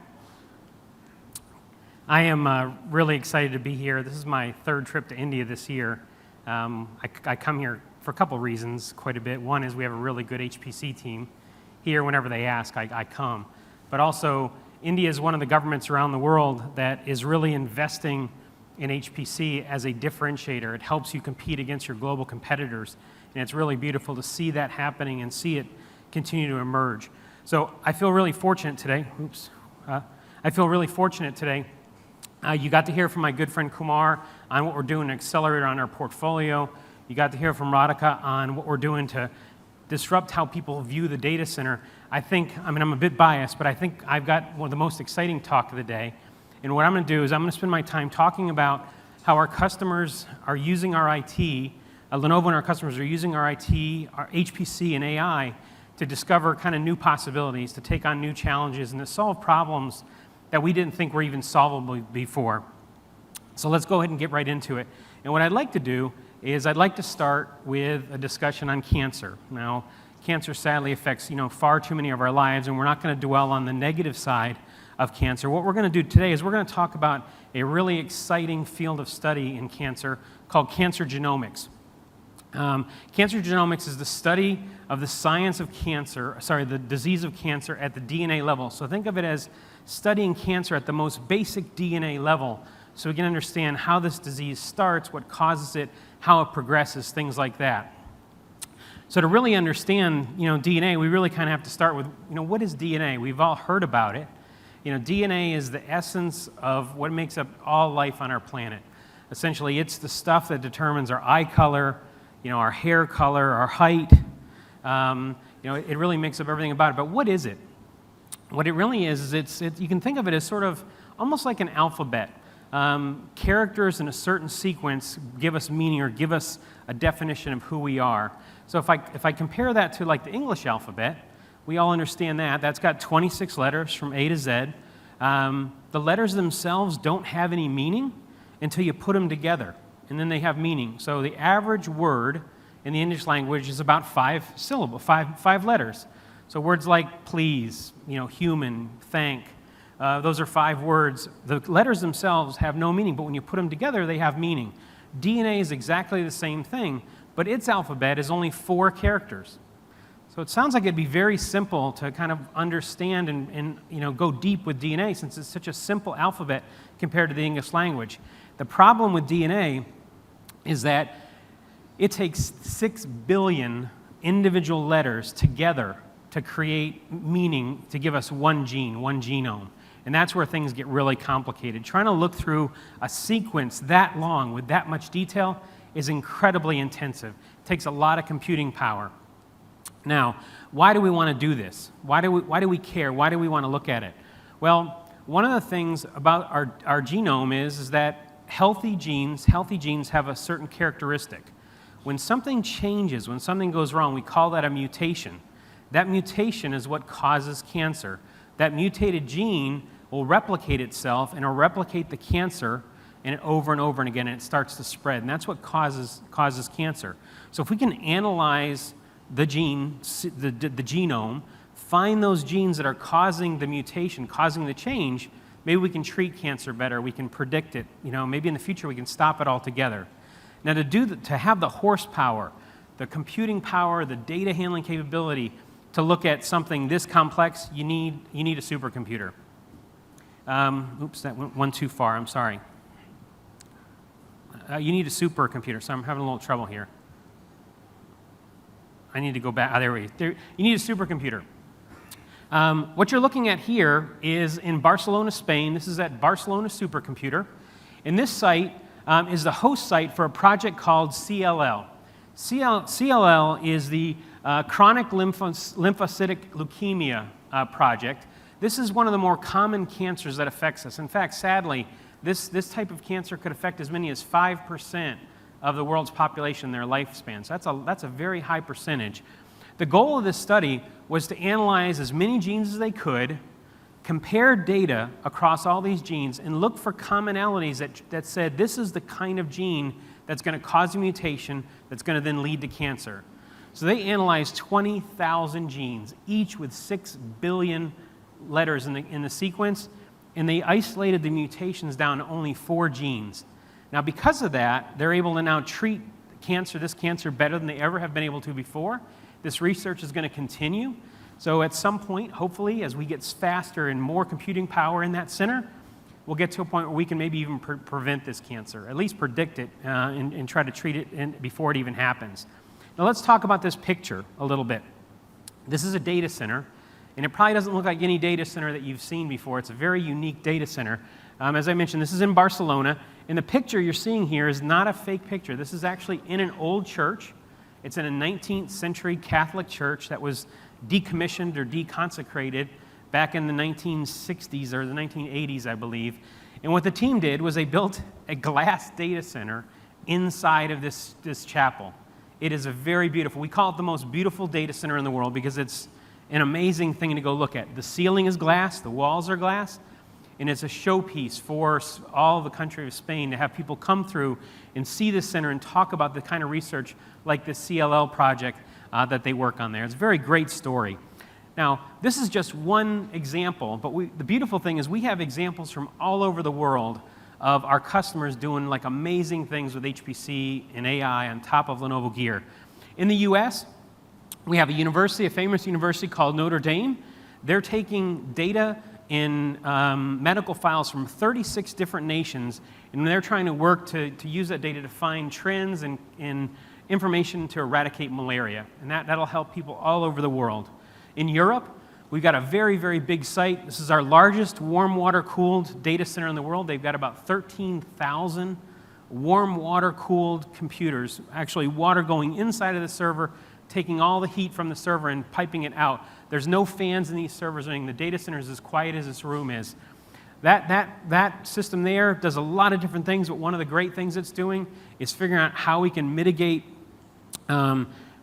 climate change and what can we do to turn climate change around and stop global warming, things like that. Here close at home, right here in Mumbai, we've got Iit Bombay. This is one of the world's most premier research centers. It's about as diverse of a research center as you could possibly have. The thing I like what they're doing is they're taking very diverse disciplines of physics, chemistry, and engineering, and they're bringing those all together, and they're doing things like they're re-engineering battery cells to allow for things like smarter, electric cars and things like that. Really cool research. It's this kind of investment, this kind of research that is going to give India long-term competitive advantage over other global competitors. Now, it's not only the major challenges, it's not only the big challenges like solving cancer or eradicating malaria that matter. We're also doing some great things for clients of all different sizes and across all different industries using HPC. And I thought I'd put up a few from here in India. We've got Hyundai and Mahindra. They're using computer-aided engineering, fluid dynamics, things like that. They're using that to bring products out to market faster at a lower cost, making them more safe. They can actually visualize the design of a product before it ever comes to market. That's a great thing. You've got the Indian Air Force. They're doing specialized weather forecasting to keep India's planes safe when they're flying. It's different than the weather forecasting we look on the news every day. This is a very specialized type of weather forecasting to keep those planes flying, keep them safe. We've got the Space Application Center. This is a really cool one. This is the kind that I like to be involved with. They're writing space applications. They're doing engineering applications that have helped launch all of the India-based satellites into orbit. And they're also working on all the applications that are going to land an Indian astronaut on the moon, which is going to be an incredible day when that actually happens. It's going to be an incredible thing. But again, all over the world, we're having, taking that knowledge we use to do these super complex projects, and we're using to solve problems for pretty much any size customer. So it's really exciting. You saw this slide a little bit earlier from Rod, but I want to give you my take on it around supercomputing. About 3 years ago, my team and we came over as part of the x86 acquisition from IBM. The entire team came over and went inside of Lenovo, and we set up a practice of HPC inside of Lenovo. What we did was we took those deep skills, the long-term relationships, that commitment to partnership and innovation that we were known for at IBM, we combined it with this operational efficiency, owning our own supply chain, the speed of action, and a dedicated focus only on x86 computing that Lenovo had. The two together have allowed us to grow faster than any other HPC company ever has. We started with nothing on the top 500. Today we stand at 92 listings. We're number 2 in the world right now. But to go from nothing to 92 in such a short period of time really shows how unique we are as an HPC provider. Now, it's not only about the top 500. The other thing that makes us kind of unique is we're able to take, as I mentioned here with our customer examples, take that deep learning and that complex capability that we learn from the really big guys and transition it down to customers of any kind of size. So IDC actually reported us as the fastest growing overall HPC vendor last year, which is, again, just as exciting to me as leading in the supercomputing area. So again, it's that unique combination that Lenovo HPC has brought together that really makes us different. Now, I will be the first one to tell you that my team, we don't sell hardware. We sell solutions to problems. But I'm also a longtime hardware guy. I'm an engineer at heart. So I want to talk to you about one of our new systems. Now, you saw this a little bit from Kumara. You saw a little bit from Rod. This is our new HPC dense system. It's called the SD530. It is simply a very cool system. We call it a 2U4 node, but it's unlike any other 2U4 node that's out there today. Most 2U4 nodes, what you do is you put a bunch of hard drives in the front of the server, and then if you have to pull the chassis, and if you have to pull a server out, you walk around the back of the rack where it's hot and dark and you don't want to be, you pull the server out the back of the rack. With this design here, the servers and their drives slide right out the front of the server. Easy to service, keeps you at the cold aisle where it's nice and cool, it's bright, you can see everything. You don't have to go around the back to unplug anything. You don't have to unplug cables, power, anything. Super easy to service. It also allows us to pack in a great deal of performance in this tiny little thing. I want to give you a kind of a glimpse at how far we've come in such a short period of time. We installed our very first x86 supercomputer at a place called the University of New Mexico in my home U.S. We did that in 2004. That entire system took up 8 racks. It was 256 nodes. One of these servers right here, that server right there, that's about this big and about that wide, is 8 times more performance than that entire supercomputer, and it fits in roughly 2% of the space. It's amazing how far we've come in just a little more than a decade on driving this. So we call this your supercomputer. Basically, it's the same technology that was used to build out that beautiful data center at Barcelona. They have 3,500 of those systems, but we could easily sell just a single chassis that with only 4 nodes, and we can give any customer the power of supercomputing in basically that much space. Really a beautiful thing. Now, that's not the only HPC product that we offer. HPC workloads are extremely diverse today. We're seeing more and more data analytics workloads, more GPU workloads, more high IOP workloads. So we need a full portfolio of data center products, and we have that. We talked about the Dense 530. If you need more memory, if you need a few more hard drives, we've got a 1U. You need a lot more hard drives, more GPUs, more storage, we've got a 2U server. If you want to do really big in-memory type things, we've got a 4U system that can either be a 4-way or an 8-way, with up to 96 DIMM slots in a 4U chassis. Incredible dense. We also have high-performance storage. The neat thing about our storage for HPC is it's built out of the same common building blocks that we sell in our server portfolio. So we have dense JBODs, regular 2U servers. We package those together, and we bring a completely different economics to storage than, say, an EMC Dell or someone like that might bring. And the last thing that really makes us kind of unique is we've got professional services that'll come in and help you install the system. We can even help you run it. We'll do service support anywhere throughout India. So really kind of a neat portfolio of products all kind of pulled together by that support capability. So let's change gears here, and I've talked a lot about HPC. I'll close up my time today talking about AI. And the first thing I want to do is tell you why the HPC team and the AI team are the same thing at Lenovo. The reason is that the skills that make us great at HPC are the ability to handle very intense amount of computing, very high, high utilization, high performance computing, the ability to handle massive amounts of data, move data quickly, handle the failure domains, things like that. We do a lot of work with accelerators and GPUs. Those exact same characteristics are the things that are going to make us great at AI. From a hardware perspective, from a capability perspective, they are exactly the same kind of thing. So that HPC experience that we've built up over time, brought with us from IBM, combined inside of Lenovo, is what's going to make us a great AI partner for the future. So let's talk a little bit more about that. What I'd like to do, if we can, is I'd like to talk about kind of our vision for where we want to take AI. And to do that, I think it's important for us to figure out what is it that humans are good at, and then what is it that machines are good at today, and what can they be good at tomorrow, and how we can combine these two things to really make this artificial intelligence. So human beings, we're really good at things like common sense. We have a lot of versatility. You can present us a problem, and even if we're not experts, we have ways to go about solving that problem, even if we're not experts on it. We feel empathy and sympathy.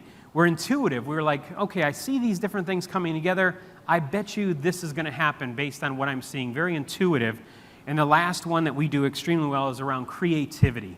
We're able to take different things, different inputs, put them together, and create new things. That's all skills that humans are excellent at. What computers are good at is handling massive amounts of data, doing massive amounts of calculation. And since they're always on, if we can teach a computer, it'll always be learning, continuously learning. Now, our goal is to combine these two things and to create this new breed of what we want to call super experts. And what I mean by that is, think about this. You take a good doctor, okay? You combine it with great AI, artificial intelligence capabilities, that doctor has gotten better.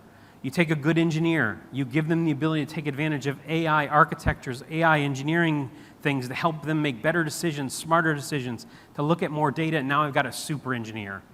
Now, some people are a little bit worried that the machines are going to get too smart or whatever. I look at this as these machines are tools. Man has been using tools since we first started to walk. Let's look at hunting. When the first humans started to hunt, what did they do? They tried to catch, they ran and they tried to catch the prey, right? Then they invented the rock. Someone found a rock, and they were like, well, if I throw the rock hard enough, I can catch the animal with the rock. Then they invented the bow and arrow and got better at hunting. Then someone invented a gun. And you think about, that's a tool. We increasingly use tools to get better at hunting. These AI tools are going to give us the same kind of thing. They're going to make everything that we do, they're going to make us better at it than we were before. And that's why I'm so excited about this. Okay? Now, if it's so great, if AI is so great, why isn't it being adopted everywhere? And really, there's three things that are kind of what we call the barriers to AI adoption. The first one is around data. Data is the key to AI, okay? Having massive amounts of data that we can look at and give it to the machine so they can start drawing conclusions on all that data, that's the key to how AI works. And it's pretty much, if I asked you to explain to me in words, or give me a paragraph on how did we learn to tell the difference between a dog and a cat? Man, he'd be like, well, I know how to tell the difference between a dog and a cat, but how did you learn to do that? It's hard to describe, isn't it? AI is the same kind of thing. We're going to give these computers massive amounts of data to look through. They're going to start looking for trends in the data to help it determine the difference between a dog and a cat. So the first thing is just handling massive amounts of data. The next thing that we run into on AI is, how am I going to use it in my business? So AI is not going to be some standalone application. It can be if you want a call center to do, like, you tell it your phone number to a machine and it says, is this you? And you say yes or whatever. But more likely than not, AI is going to be implemented in every step of the workflow from beginning to end, making each step of that workflow in the data center smarter and better. Now, you need help to figure out how you can implement AI. So that's the other thing that's kind of one of the things that's hard. And then the last one is this hardware and this software is pretty complicated. Most times what we see is we start with a commercial software provider like a Nutanix or like an SAP. Then the open source players come in behind it and they try to catch up to the commercial player. And the commercial player, the commercial software provider, as long as they continue to innovate, they always stay ahead of the open source community. If they don't, they get commoditized. And in this case with AI, most of the value is being driven from the open source community. And that's not going to be very easy for a lot of commercial customers to deploy. They're not going to easily just take a bunch of open source stuff, put it all together, and then go deploy on it. It's going to be too difficult. They're going to need help with that. So what we plan to do here, and we announced this about 2 weeks ago, is we're going to open up 3 AI innovation centers around the globe, okay? The first one and the primary one is at the lab that I work out of. It's in the US, it's in Morrisville, North Carolina. That's going to be our primary focus around Intel architectures. The next is going to be at our HPC Innovation Center in Stuttgart, which is going to be more of an NVIDIA focus. And the last thing will be in our center in Beijing, which will have a pretty much focus on hyperscale and things like that. Now, the idea behind this is to have customers come to us and say, okay, here's the data that I have, here's the problem that I solve, here's a little bit about my workflow. How can we use AI to improve it? That's really the idea. So these will be opening in October of this year. Now, you notice India is not here. One thing I can tell you is we know India is really important in AI. It's one of the countries that's investing most in AI. So right now, as we speak, my top AI leader is actually in the middle of a move to Bangalore. He's actually moving to Bangalore right now. You've got a very rich ISV community, a very big interest in AI, and India, I think, is going to be one of the centers of the universe for AI innovation. We want to be a part of that. So I've got my AI leader moving here to India to run the mission from here. So with that, I will say thank you once again for listening to the HPC talk. Hopefully I was able to share a little bit of insight with you on what we're doing and what some of our customers are doing. Thank you.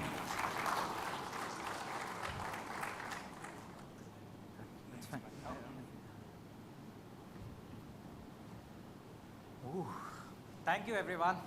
I think you've been a very patient and a wonderful audience. We now break for the demo sessions, which is in Ballroom 1 next door. Please feel free to ask any questions that you may have. Lenovo staff will be there, and that will be followed by lunch. Thank you so much. Thank you.